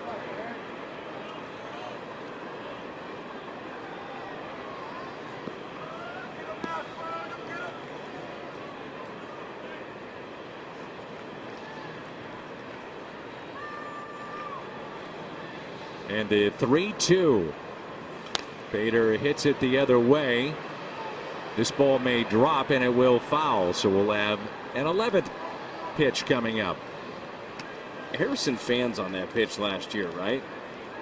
I mean, it's one that he just wasn't able to recognize, wasn't able to handle at all, even to get himself to this position. And that's the biggest thing. He doesn't always have to drive the ball that way, but he's got to get himself to the point. He's been doing that where he sees more pitches, and then all of a sudden a pitcher's going to make mistakes. We've seen it already. Suero's made a mistake over the middle of the plate. It's frustrating when you go out there, you make your pitch a couple of times, a guy fouls it off, then all of a sudden you overcook one, it's down the middle, and then it's in the gap. The 11th pitch coming up right here. And Bader, a check swing, probably chased the ball right to Pop Warner, the third base coach. Well, Bader, in his career, albeit brief, but enough that you get the idea that against left-handed pitching, you want him in your lineup. He's a .311 hitter with damage against lefties, and starting to get a little bit better now against these right-handers. 3-2 pitch. And Bader pops it up. Suzuki gives it a look and out of play. I'll tell you what, if the thought was Suero, even though we saw him yesterday, if the thought was, oh, maybe we can get a couple of innings out of him, Harrison Bader's making that a little bit more difficult. So will it be lucky number 13 for Suero or Harrison Bader? 13th pitch coming up. Tony Sipp was getting loose in their pen. They're now carrying 4 lefties. Pitch number 13. Got him. So he wins the battle, strikes out Bader, and strikes out the side. And close to returning, 11 innings, 7 hits, couple of runs, no walks, 10 strikeouts. Went from A ball to AA to AAA. More on that. Let's check in with Erica. Was expected to join the team late last night in D.C. He did join the team. He was in uniform earlier today, but no decision about joining the active roster. But they did have a collaborative meeting with him, as Mike Shildt said. The plan is to have him throw live BP tomorrow here in D.C., said similar to what pitchers would do with spring training. But the earliest he can be added to the active roster is this weekend in Chicago. But the coaches want to see his stuff in person after hearing about his outings in the minors. So still TBD on his return as of right now. Okay, thank you, Erica. Talking about that depth that you got to have. No, it's huge. I'm very glad that Gregerson has had as good of a rehab stint as he had. But it does make sense for the Major League staff that hasn't had a chance to see him, this year up close. See a live BP. A strike to Keyboom, who has struck out twice tonight. Wainwright has struck out 5 in this game. Allowed 2 solo home runs.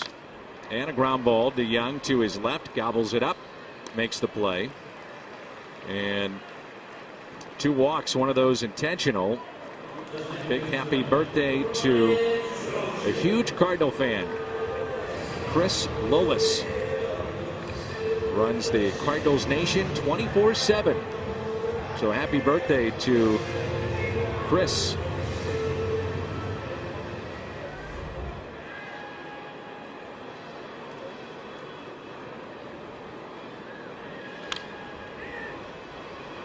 Popped up. Dozier. 2 away. How about Adam Wainwright? The efficiency that he's pitching with tonight, that's only 72 pitches. Well, 8 pitch 4th inning, 9 pitch 5th inning, and now 3 pitches so far in this one. Already got 2 outs. Well, he's retired 10 of the last 11. He's looking good. He's mixing it up very well, staying out of the middle of the plate. And a strike to Wilmer Defoe, and then we'll see a pinch hitter more than likely. Pitcher's spot on deck. So 5 hits, couple of runs, both were earned. Walked 2, struck out 5. Pitch number 74. And a ground ball. Goldschmidt is there. He'll take it himself, and a 1-2-3 for Adam Wainwright. A 5-pitch inning. 3-2 Cardinals. And Mike Shildt. Mike will tell you he thinks that Yadi is the smartest player on the field, period. He said he's probably the smartest guy baseball-wise in the ballpark. And he always says, why wouldn't I consult with Yadier Molina on what I may do? And those two, we were talking about communication, have a great relationship. And Mike will lean on Yadi to get an honest opinion about his staff and say, okay, here we are in the game. And I'm sure they're talking about Wainwright. What he's seeing. I mean, a 5-pitch inning, we keep rolling the dice with him, keep going out there with him. But that to me is interesting to see your catcher have that kind of input with your manager. Oh, that's huge. And there's a lot of respect. And by the way, respect both ways. That's right. In a relationship like that. And it's important. It's important to have that. And you're right. It goes back to Yadi's a great asset on the field, but he's a great asset for this. And nobody knows Adam better than him. Nobody knows the staff better than Yadi does. I'd want to know. I want to know what he's thinking. But think about it in sports. How many times does a head coach or manager, they may talk to the assistants or the bench coach, the player, but how many times do they have that conversation in game? The only time you really see it is with the elite players. Oh, for sure. I mean, you think quarterbacks in the NFL. Michael Jordan. Yeah. LeBron is basically a coach because he's the coach. And that's just kind of his gig. I just, in a game that's got so much strategy like baseball, to get the input from a player in the middle of the game is impressive. But that's why players play for Mike Shildt. That's one of the reasons they appreciate that. 2-1 pitch here to Adam Wainwright, who had a 5-pitch inning. And Yadi also helping on the last batter, which was Defoe, before the pitch even came. And I know you've seen it when you've been on the mound throwing to Yadi. He'll give an indication of where this ball may be going. 3-1 to Wainwright. 3-2. Well, when you're playing up the middle, you can see the sign. When you're on the corner, you really can't. And he just tells Goldie over there, hey, be aware, might come your way. Breaking ball, has a tendency to pull on the ground. Goldie gets the heads up. He's ready. Just once again, the little intricacies that you might not be noticing. Or maybe you wonder, man, what's Yadi doing back there when he puts a hand up? Or, when he has some subtle movements behind the plate. Everything happens for a reason back there. So Sip comes back to get Wainwright. And this is our Honda home run inning. Cardinals hit a home run. The Gateway Honda dealers will donate $1,000 to the Make-A-Wish Foundation. Tough night for Carpenter, 0 for 3. And 3 strikeouts. First time in his career, back-to-back games with 3 strikeouts in those games.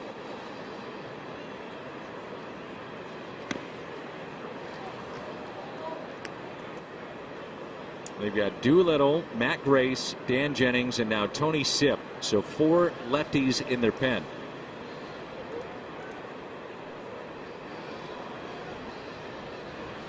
This would be a 1-inning appearance for Sip. His spot due up first.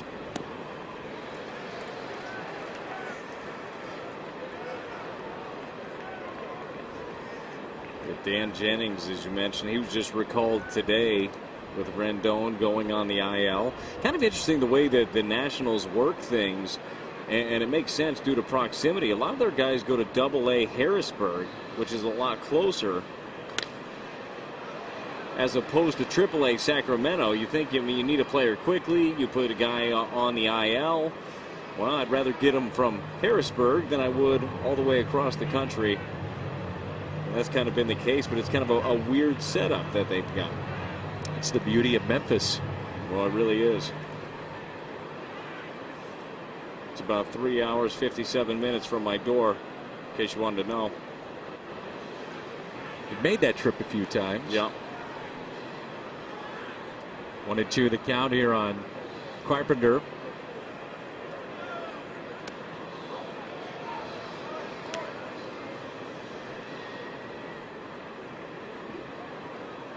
Five innings tonight by Anibal Sanchez. Struck out 7, gave up 3. Suero struck out 3 in his 1 inning in the 6th, and now Sip.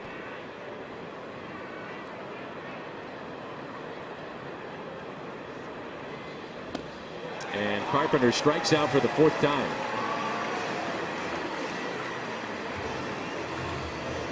So Sip has struck out the first 2.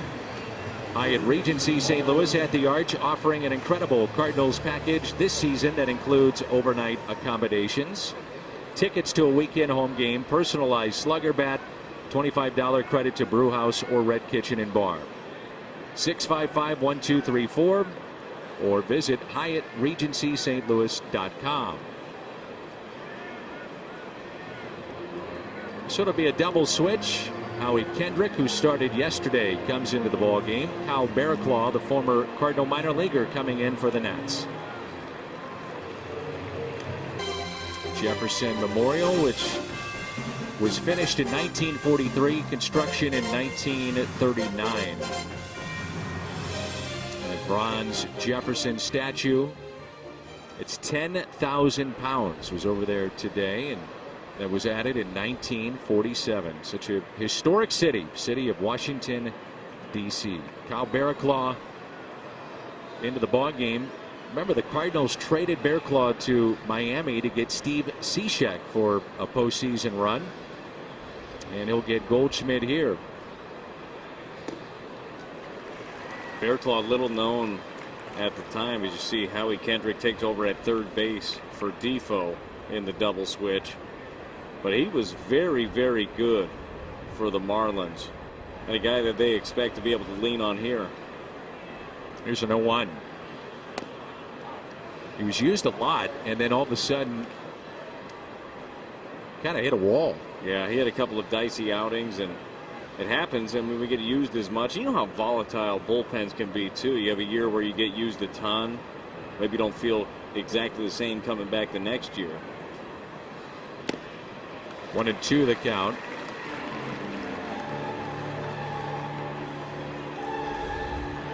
So we've seen Sanchez, Suero, Sip, and now Barraclough. Kendrick going into the 9th position in their lineup, and he'll be first up looking at to the home half of the 7th. And a strikeout of Goldschmidt. The Cardinals have struck out 13 times in this game.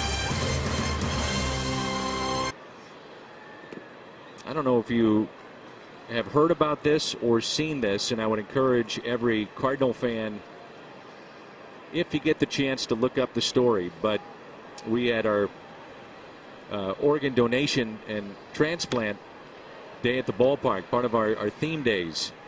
An incredible story, and I know our corporate sales and all the people try to make this, for 81 dates, an enjoyable experience at the ballpark. As Wainwright gets the first man, Kendrick, in a chance encounter, and the pictures are just, it'll blow you away. Everyone in tears.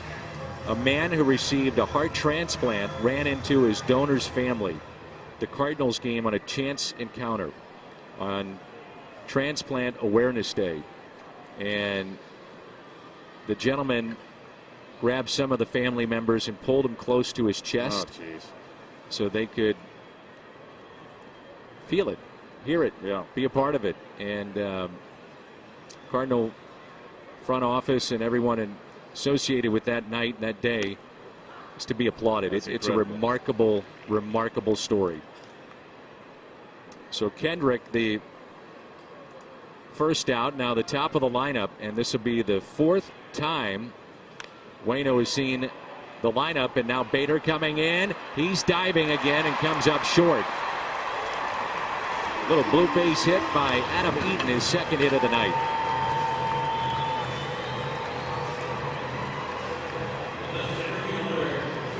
It was back-to-back home runs in the 3rd hit by Washington as they grab the lead. StatCast AI, powered by AWS. Adam Eaton, and then Victor Robles. I wanted to bring that up. We have so many different types of nights at the ballpark, and that one is special as any of them. So the base hit by Adam Eaton. And now Victor Robles. Home run back in the 3rd. Lined out to left, fly to center. Yanks it down the left field line, but foul. He's had some pretty comfortable and good at-bats tonight against Waino. He has for sure. It was the breaking balls. We just showed the highlight before that he hit out earlier. Robles will expand his zone. And Yadi, you'll see Yadi, he'll set up in off the plate for some guys. Sometime might be a good idea to get way in there to get him out away. Tyler Webb is up and throwing, so barring a double play or whatever however you want to look at it, with the lefties coming up, this may be it for Wainwright. And hitting the deck, it's Robles. That'll be the second man that Wainwright has hit tonight.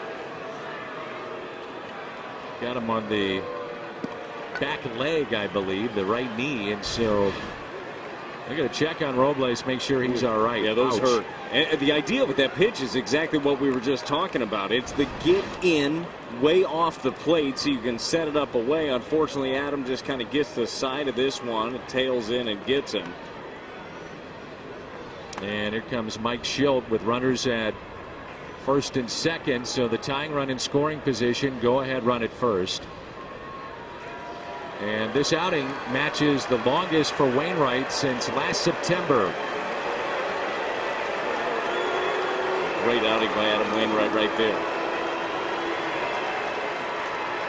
Way to tie Webb after 6 1/3. Very good innings. 5 punch outs, had the breaking ball going, did a great job of keeping the Nationals hitters off balance and used the feet a little bit as well. Adam had it going. I mean, he pitched backwards. He spotted up his fastball. It would be nice to see Tyler Webb here get out of this little jam. It was a small bloop and a hit batter.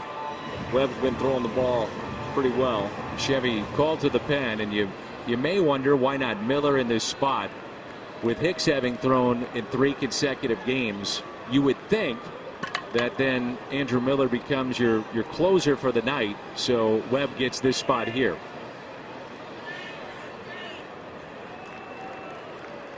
And the batter is Juan Soto with 2 runners on. And it's a lefty-lefty matchup. Soto may have been showing bunt, but folks, he ain't going to bunt. I got a feeling that was a little bit of a deke move. Yeah. And if he is bunting, you say thank you very much. So 1 out. And it's a double play ball. Webb comes in and says thank you. Double play off the bat of Soto. 1 pitch out of the inning. Waino loves it. 3-2 St. Louis. So Tyler Webb, 1 pitch, the double play ball off the bat of Soto. Bear Claw still in the game. Here's Paul DeYoung, and that's fouled back. DeYoung, Ozuna, Martinez. NL hit leaders Bellinger 46, and right behind him Paul DeYoung. And he leads, DeYoung does, with another double tonight, the National League, and 2 baggers. He's also walked and scored back in the 4th inning. And it's 1 ball and 1 strike. With Matt Adams due up first, you could see maybe a situation where Webb would face the first batter. Lefty-lefty matchup if you go in that direction, or you just turn it over potentially to John Gant. Now, Gant could be a 2-inning guy. He could be 1 inning. Then you get to Miller. So there's a lot of options right now. Well, I think that's the beauty of the bullpen for Mike Schilt and Mike Maddox. There's a lot of flexibility down there. And a high fly ball into deep right center off the bat of DeYoung, and it's caught. Robles in right center. That's the deepest part of the park, just about. That ball traveled. Sure did. Reminder that baseball tonight is brought to you by Budweiser. Wherever legendary MLB moments happen, Budweiser will be there. And find a Steel dealer at steeldealers.com.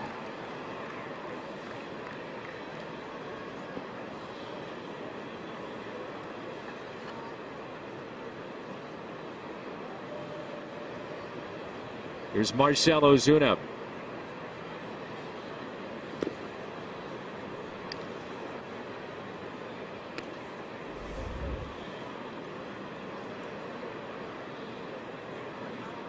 attendance tonight, 19,703. 19703.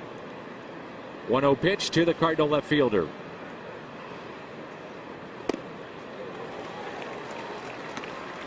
Well, Brad, the Cardinals used to be a time you'd say for any team, you had 13 strikeouts, you're playing in the 8th. Not always, but more times than not, you're probably going to lose the game.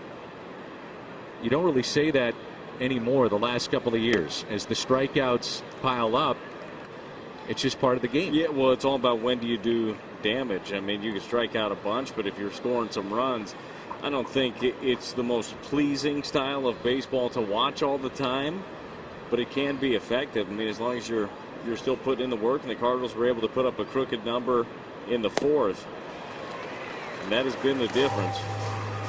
2-2 the count. Former teammates here, Bearclaw and Ozuna in Miami. Marlins are 8-20 to start the year.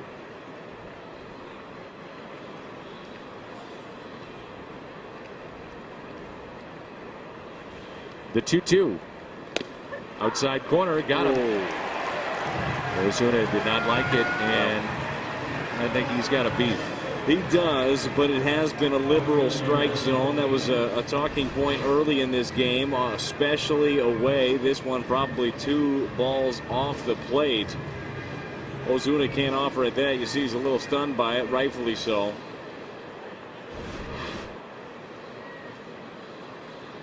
So 14 strikeouts in the Cardinal lineup. And here's Martinez, 2 for 3. He struck out back in the 6th. And a couple of singles and a run scored.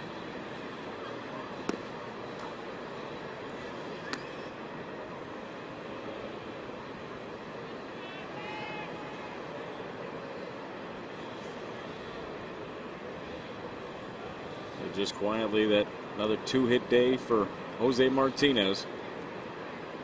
How about 3 though? He's got 1 home run this year.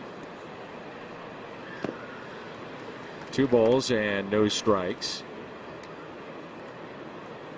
6'5" and taller.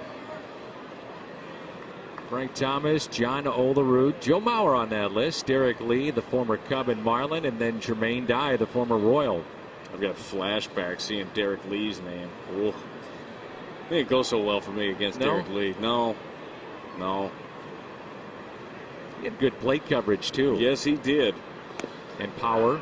He was the guy that, like, he stood in the box and really, and I think that I got to a point where there was a tad bit of a mental block against Derek Lee, but I didn't know what to throw him. I'm like, he can hit everything. Like, he can cover absolutely everything on this plate. I actually, one offseason, I asked Greg Maddux about him. Like, Greg, how do I attack this guy? And he told me, he's like, you got a good sinker, right? They were teammates in Chicago. Yeah. You got a good sinker. Throw him a sinker in, and then throw him another sinker in. And just when you think you should throw him that slider away, you throw him another sinker in. If he fouls that off, you just keep repeating this process until you get him out. But I kept thinking, I'm like, all right, he knows the sinker's coming. I'm throwing him the slider. It put me onto Waveland a couple times. Did you remind Greg about his advice? Well, or did he remind you? No, he reminded me. Yeah. The 2-2 pitch to Martinez. Derek Lee was part of the Cubs team that, barring the Bartman play down the left field line, they go to the World Series. Or just turn a routine double play, but either way. It's Alex Gonzalez, shortstop at that time. Bartman gets a bad rap, you know. He does. Apparently they're cool with him now. 3-2 pitch to Martinez coming up. His time is called.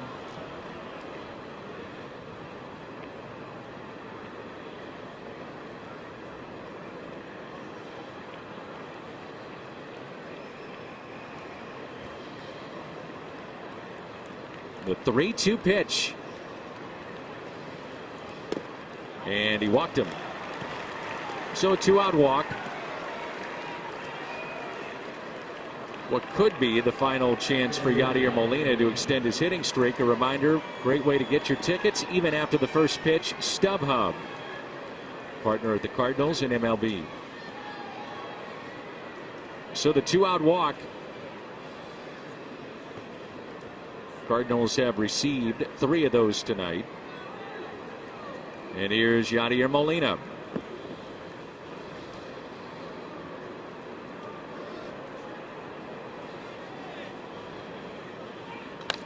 Into center. Robles coming on, and he'll make the catch.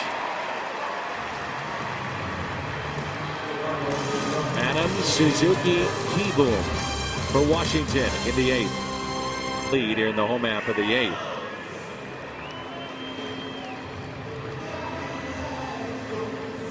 So Gant throwing could be just one batter here for Webb to get the lefty Adams.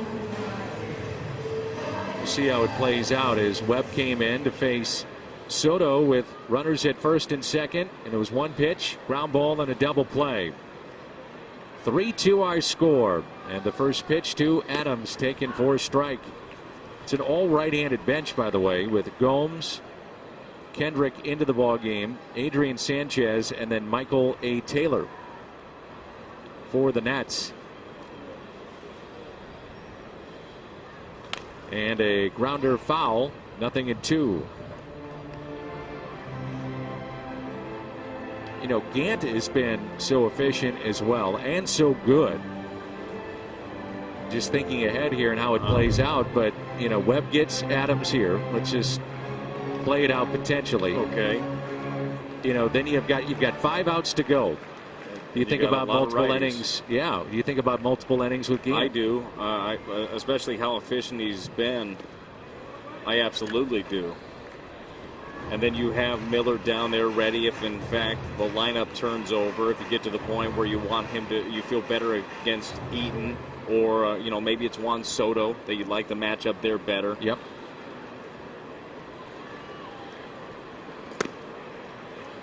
He's had 15 appearances, with 7 of those going more than 1 inning.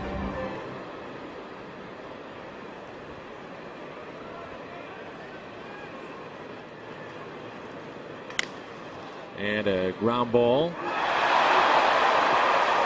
May have hit the lip of the grass. Either way, gets through Wong. That'll be an error. That's the one thing we talk about with the shift with second baseman. Sometimes coming in from the outfield can be difficult. Let's take a look. Yep, hit the lip of the grass, and that's something you got to deal with. Yeah, you know, and Colton tried to charge it a little bit. I think he was trying to take that lip out of play, but the ball got on him before he was able to do it. I know he's frustrated. That's a tough play once it hits that lip. This will be a double switch. Pitcher spot will go into the number 5 position. That's Jose Martinez.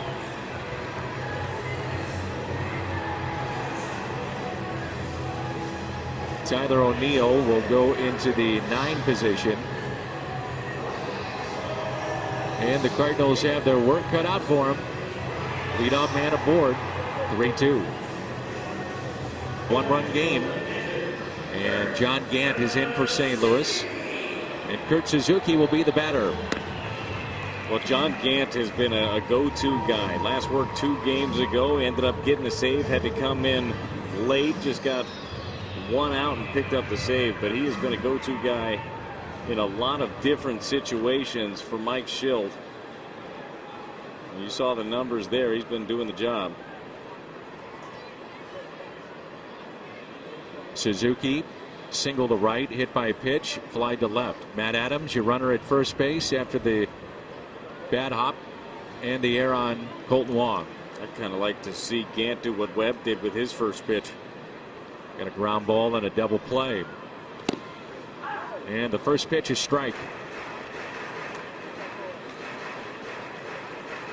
This is a deal that, in retrospect now, is paying big dividends. Yeah, it is. Part of the Jaime Garcia deal with the Braves. And they didn't really exactly know what Gant's role was going to be. Filled the starter role great last year, but this has been a nice place for him. That's out of play. He's got plus stuff. I think that gets overlooked. We focus on the changeup a lot. There was a nice one right there. The pitch before was 96 with sink. He runs it up there 97. You know, it's great stuff. Grinded through some of the starts. He wouldn't last long because pitch count will get up there, walks. But a really good changeup, the Vulcan grip, and his curveball is a big 12-6 and a mid-90s fastball. That'll play. And here's the 0-2 to Kurt Suzuki.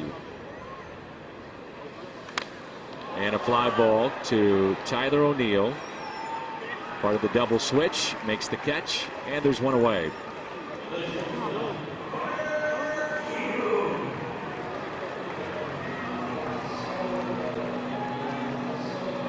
Connor Kieboom, 2 strikeouts and a ground out, 0 for 3 tonight.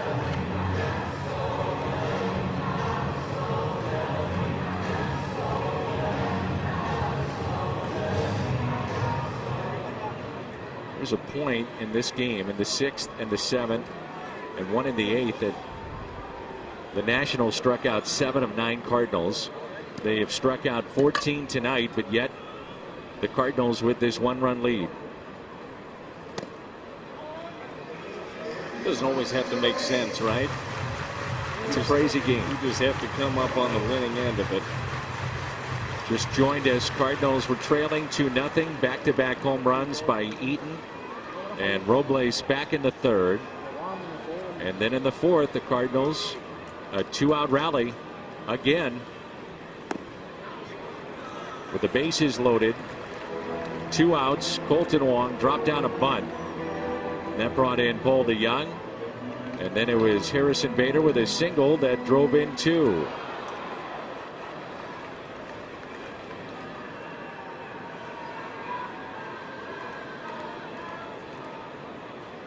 The 2-0 pitch.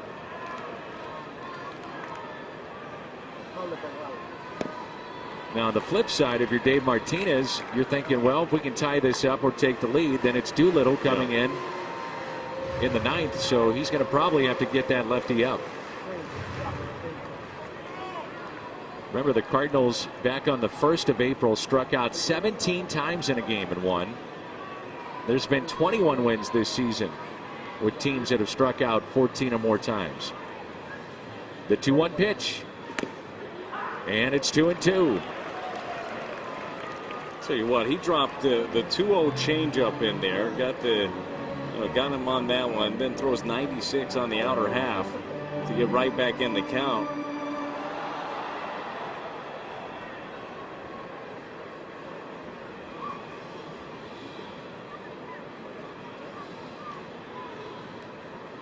The 2-2 just got a piece.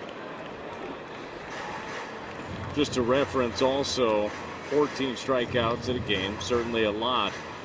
Off the top of the broadcast, though, we did highlight the fact that the Cardinals have the 2nd least strikeouts in the league. Pirates were the only one that have struck out less than the Cardinals. So this is a trend that started at the beginning of the year. They did strike out a lot. It has been figured out quite a bit for the St. Louis Cardinals. The 2-2 pitch by John Gant.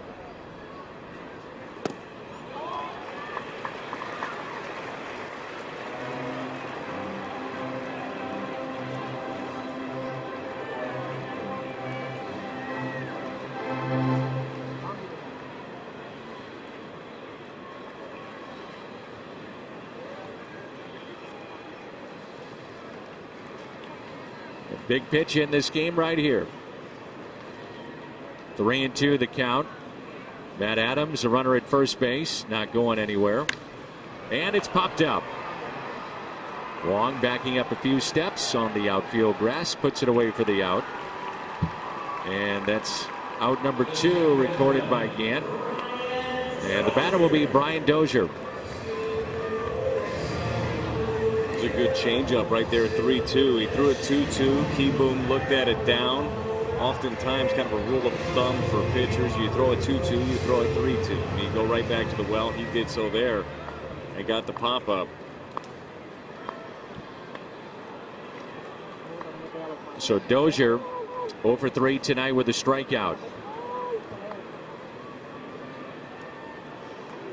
And that's what he's done in his career, by the way, against the Cardinal right-hander.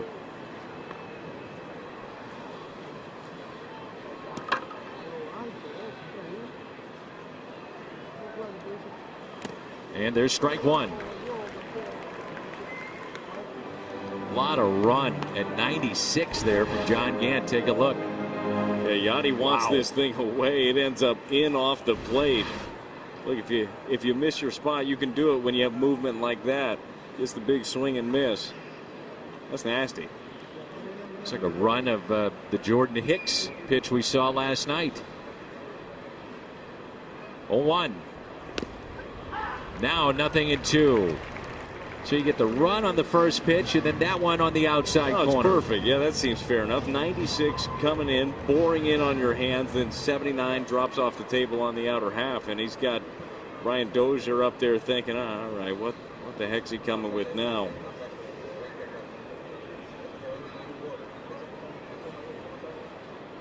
He's going to show him the whole arsenal here. Changeup. And the 0-2 pitch to Dozier. Kept in front by Yachty. That's where you want it, don't you? Oh, yeah, for sure, especially 0-2. The one before that to Keyboom, you want to kind of throw that one for a strike, bottom of the zone. Yachty does a great job of blocking this one. It's a beauty of having a guy like Yachty or Molina behind the plate. You know you can spike something even in a one-run ball game. Doesn't matter for runners on first, second, third. He's going to block it. He's going to get the job done. So you slow him down to speed him up, going with the fastball. The 1-2 pitch.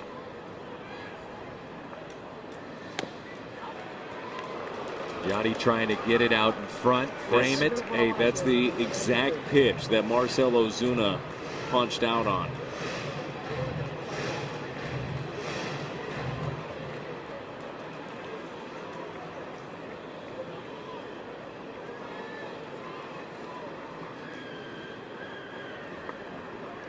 Yan Gomes is at the on-deck circle, and the 2-2 pitch. He struck him out. Dozier doesn't like the call. Gant comes in, gets 3 outs. Ho hum, just another appearance for Johnny Gant. 3-2 Cardinals, top of the 9th. And we take a look at our Budweiser play of the game. Bases loaded, 2 outs, and the Cardinals trying to get on the board. A beauty of a bunt laid down by Colton Wong. And then after that, it was Harrison Bader with a 2-out single to bring in 2. And that's the scoring for St. Louis tonight. It's funny watching that again. You see Defoe, and he's ready for a rocket hit his way. And then all of a sudden, that perfect bunt is dropped down. Honestly, even in a situation where you're looking for a bunt, or at least aware of it, it's going to be a tough play to make. That was just perfect. Perfectly executed by Colton Wong. It's also been a big night for Paul DeJong. 40 hits before May 1st. Included in there was his 14th double. Fastest to get 40 hits and 14 doubles in franchise history before May 1st. So here's Wong, and Defoe. Got to respect the bunt, or Kendrick now down at third, but they're in at third and the outfield is straight away. So now this is what you were talking about. You open up those hitting lanes. Wong has shown the ability against lefties to take that ball the other way. Oh, he has for sure, and I think it's something that he's been working on. You know, he wants to play every single day. He's getting the opportunity to play every day. But facing the lefties is something, and taking the tough ABs against them is something that he really take pride in working on. And we've seen it this year pay dividends. Yeah, Bader on deck, and then Tyler O'Neill was part of the double switch in the 8th.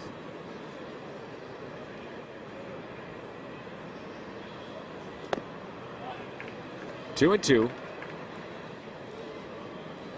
Is Dan Jennings in for just one batter to get Wong and then go back to your bullpen in a 1-run game? We'll see. Nobody throwing for the Cardinals, so it's John Gant for the 9th. Wong puts it in play to second.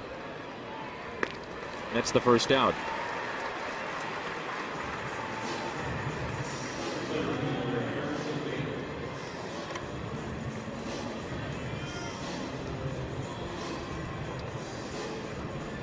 Joe Ross, right-hander, throwing in the bullpen right now. Bader, as we've talked about, this is where his damage has come from against lefties. A career .311 hitter against left-handed pitching.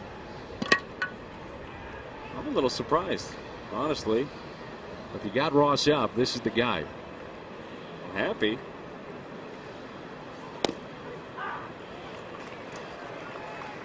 You know, with these two coming up, good numbers by Bader and then O'Neill against a lefty. And they've got 4 lefties in their pen, so if you wanted to counter again with Carpenter, you'd have another option. We'll see how it plays out. 1 ball and 1 strike.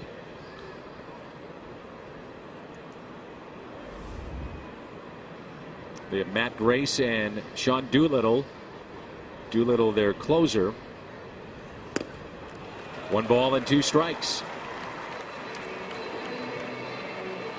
Dan Jennings is saying, you know what, I'm going to have to do this next year, so might as well figure it out how to get 3 in a row. It's going to be a different animal. Well, it's going to go into that. 2-2.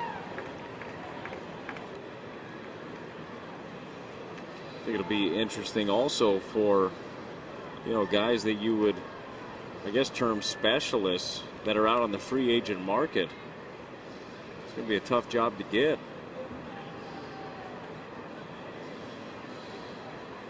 Inside to Bader and a full count. He gets on, then you start thinking about options, what you can do. Mike Schilt thinking that right now. What happens if he gets on? What do we do with the speed of Bader?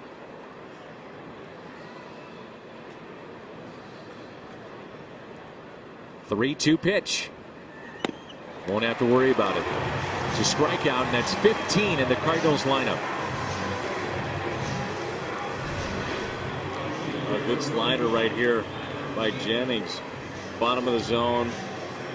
Gets him leaning out there.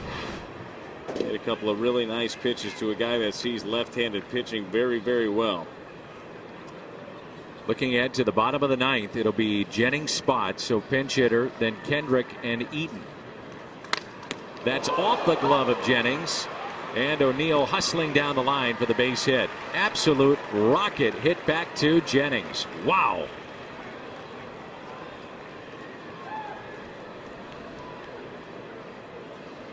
And they're going to come out and take a look at him, and I'm sure we'll get the exit velocity here shortly on that line drive. But man, oh man, is that scary. Yeah, I mean, this thing, you heard it. It hit his glove. It looks like it hit him in the glove. I mean, you see him shaking his hand. I know you felt that before, where if one hits you in the palm, I mean, it feels like, yeah, that's exactly what happened. He got glove on it, but it's all palm right there. You heard the noise as soon as it hit it. I mean, that thing hurt. You can easily break a hand just like that, even if it hits you in the glove. You have a guess on the exit velocity? I do. I'm going to go 110. 111.5. Close. It's pretty good. So the base hit for O'Neill. And the Cardinals have their first hit since back in the 6th inning.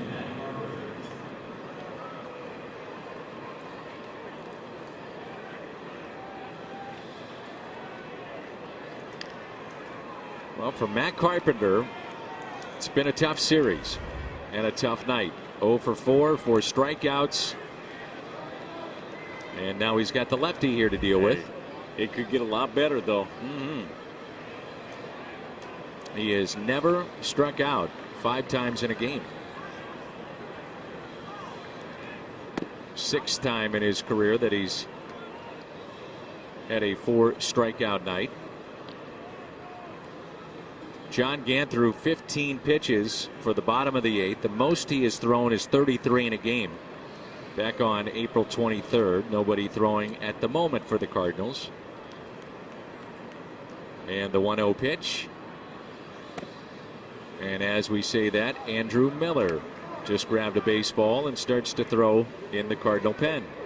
What do you think when you turn the lineup over as you get back to Eaton, who will bat third? You've got Soto, a couple batters behind him. You want to make sure he's ready. And potentially Big City. right after that. 2-1 the count.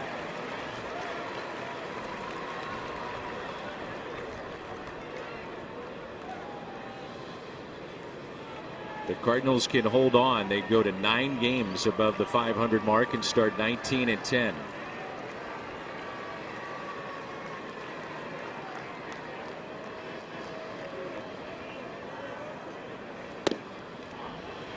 Goldschmidt on deck. Ross is hot and ready. If Carpenter can reach.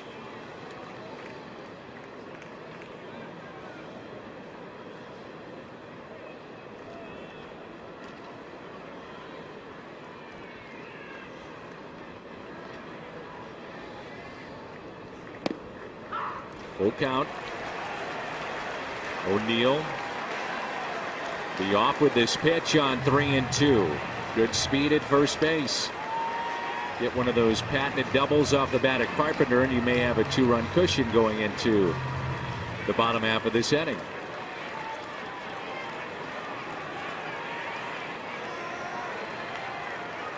And the 3-2 pitch. And he walked him. So Carpenter aboard, runners at first and second, and Goldschmidt coming up.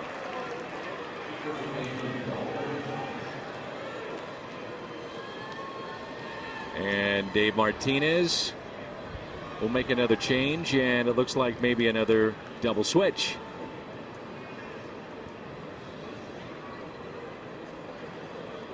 A good AB by Carpenter. Lay off a couple of those. Was a tough night. Big to get him into scoring position with that walk.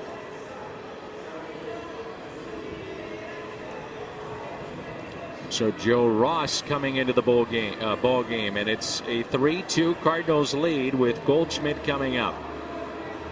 By Joe Ross, 6 2/3 ERA over 4, and he'll come in and try to get that final out here in the top of the 9th.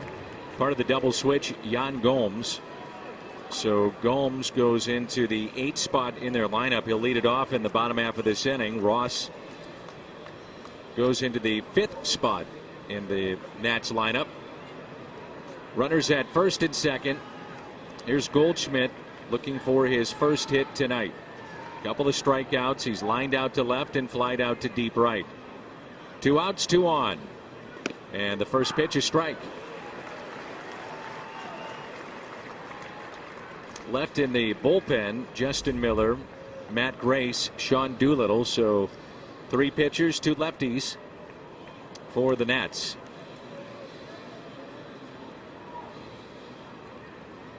Goldschmidt, ground ball that's hit to short. Keyboom flips to his second base partner there. Dozier and Gant will try to get the final 3 outs. Cardinals with the lead. Wainwright, very good tonight. Gave up a couple of home runs, but went 6 1/3. Bader 1 for 4. Key hit in this game put the Cardinals on top. Eaton and Robles went back-to-back against Waino, and that was inning number 3. So John Gant got the 3 outs as he faced Suzuki, Keyboom, and Dozier with a man at first back in the bottom of the 8th. And here's Yan Gomes. And the first pitch is strike on the outside corner. Well, you think at this point he's got Gomes, he's got Kendrick. After that is Eaton. The Cardinals do have Andrew Miller going in the bullpen. You'd have to think that maybe he would be that guy, depending on, I guess, how the first couple go.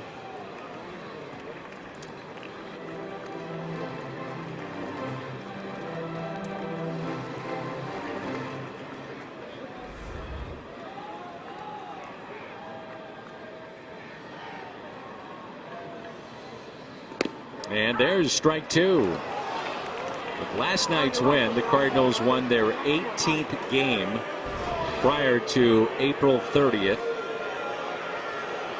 2008 Cardinals won their 18th game on April 30th.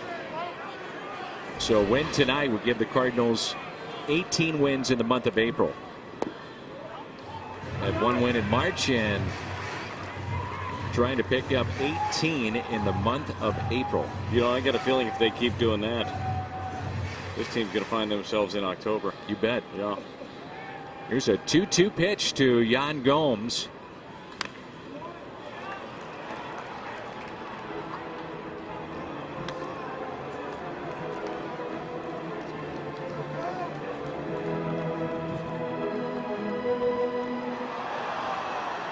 2-2 the count. If Gomes gets rung up,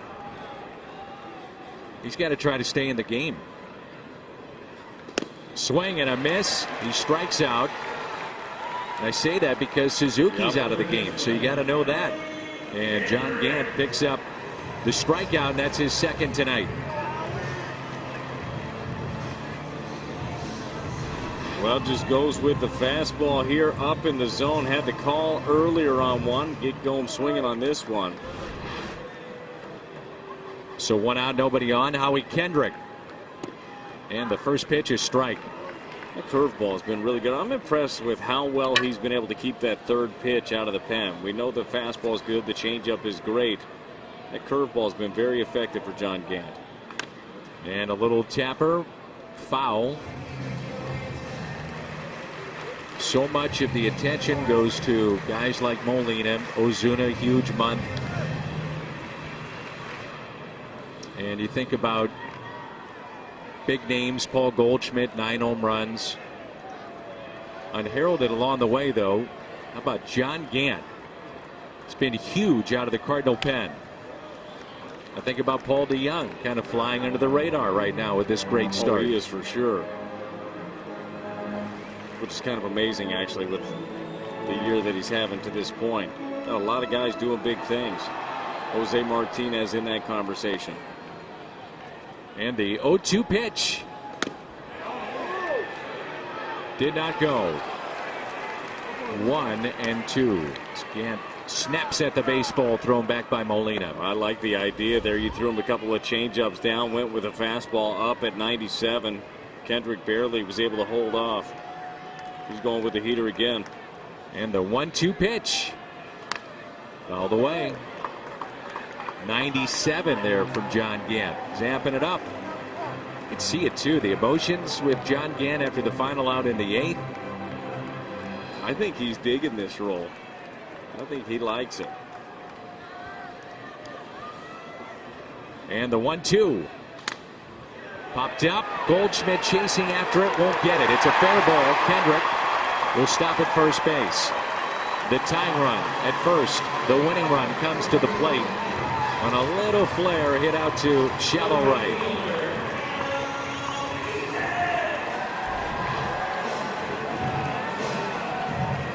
He gets it up. He gets it in. He breaks Kendrick's bat, but it just lands in the perfect spot. Well, if you're Mike Schilt, do you think about Miller here? You got Adam Eaton, who is homered tonight, also singled back in the 7th. Michael A. Taylor will be the pinch runner. So on the bench, Adrian Sanchez, that's it for the Nationals.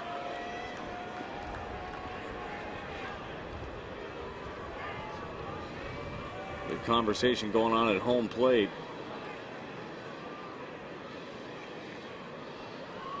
Well, Mike Schilt is coming out there. He's going to get Gant, who did a great job, and going to Miller.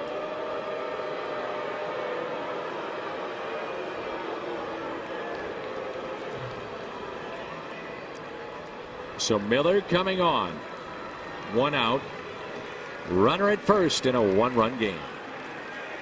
2 outs away from picking up win number 19. Our Chevy called to the pen.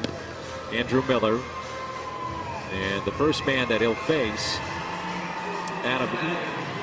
And a double play could be the only man he faces. Eaton, by the way, these two know each other from their time in the American League.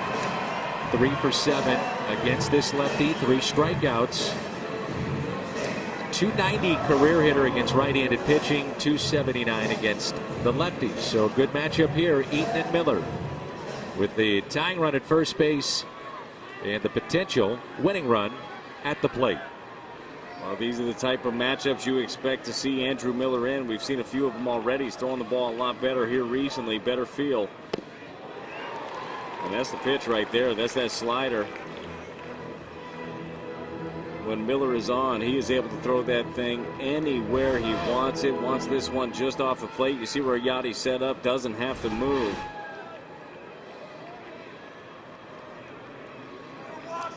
Here's the 0-1 pitch. Miller to Eaton. Been a lot of talk. Mike Schilt talking about it the other day with a couple of us about the release point of Andrew Miller and, just getting comfortable again after the injuries from a season ago. And the 1-1 pitch to Adam Eaton.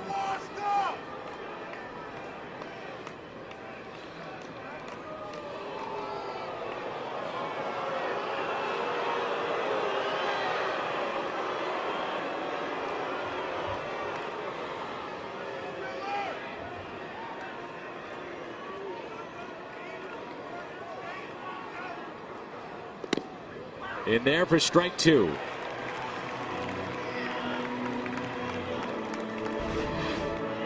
here's that release point you're talking about, Dan. It's all about consistency. You see, trying to get that slider out in front. He's got that 3/4 arm slot, and it's all about kind of finger placement. If you're able to keep your hand on top of the baseball, gets that good downward movement as well. Swing and a miss. He struck him out, chased a pitch. 1.5 out of the zone. Well, and to me, that just tells you how good it looks coming in. He saw nothing but, the sliders away for the most part 3 times there in that at bat. And he's got 1 foot in the dugout swinging at this one.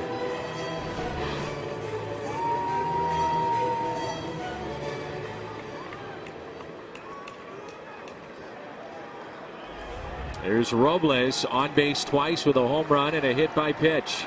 2 outs and ball 1. Well, facing Scherzer tomorrow night, Strasburg on Thursday, adds to the importance of trying to win the first 2 games of this series. Yeah, it's not to say you're not going to scrape out victories against them. You look at both of their numbers this year, and they're human. But you know how dominant Scherzer can be. We've seen it. You know how dominant Strasburg can be. So being able to nail this one down certainly helps out going into the next couple of games.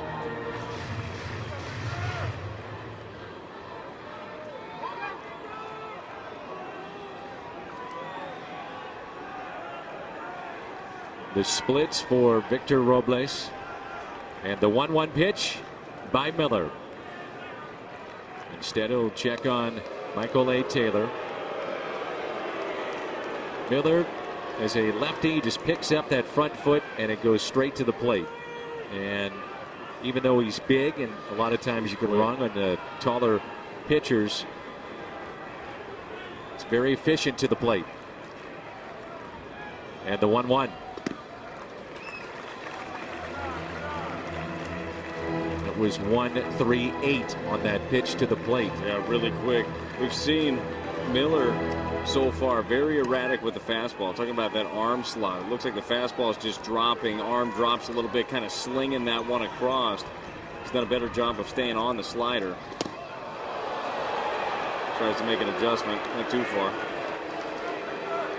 3-1. You don't want to see the man on deck. That's Soto.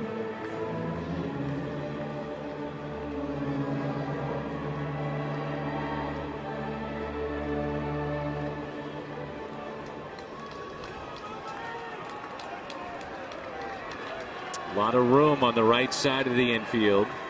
3-1 pitch. And now it could be the final pitch of the ball game right here. 3-2. Now you think about the speed that you have at first base, and the Cardinals outfield as deep as you can potentially play in this ballpark. You're going to play no doubles. Make sure you keep the ball in front of you here. Miller went with the slider there. He's had good feel for it. Wouldn't be surprised to see it again right here. 3-2. Popped up left side. Carpenter is over and out of play. So he went with a 3-2 slider.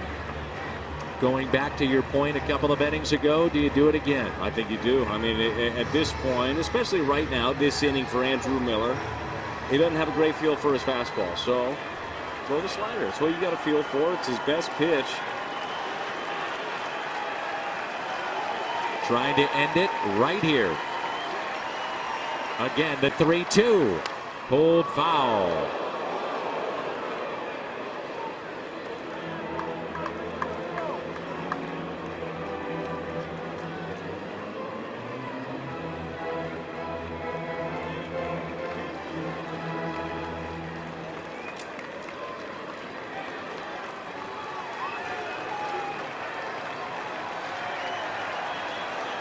3-2 pitch. And it's Miller. He's got it. A soft liner, and that's how the game comes to an end. The Cardinals are now 19-10. And for the month of April, they have won 18. Well, that was a tough fought victory. Adam Wainwright gives you 6 in the third. The Cardinals bullpen comes in, got some clutch hits, and you've taken the first 2. Great game for the St. Louis Cardinals. The Cardinals are 9 games above the 500 mark. Ties a franchise record with 18 wins in the month of April. Postgame next.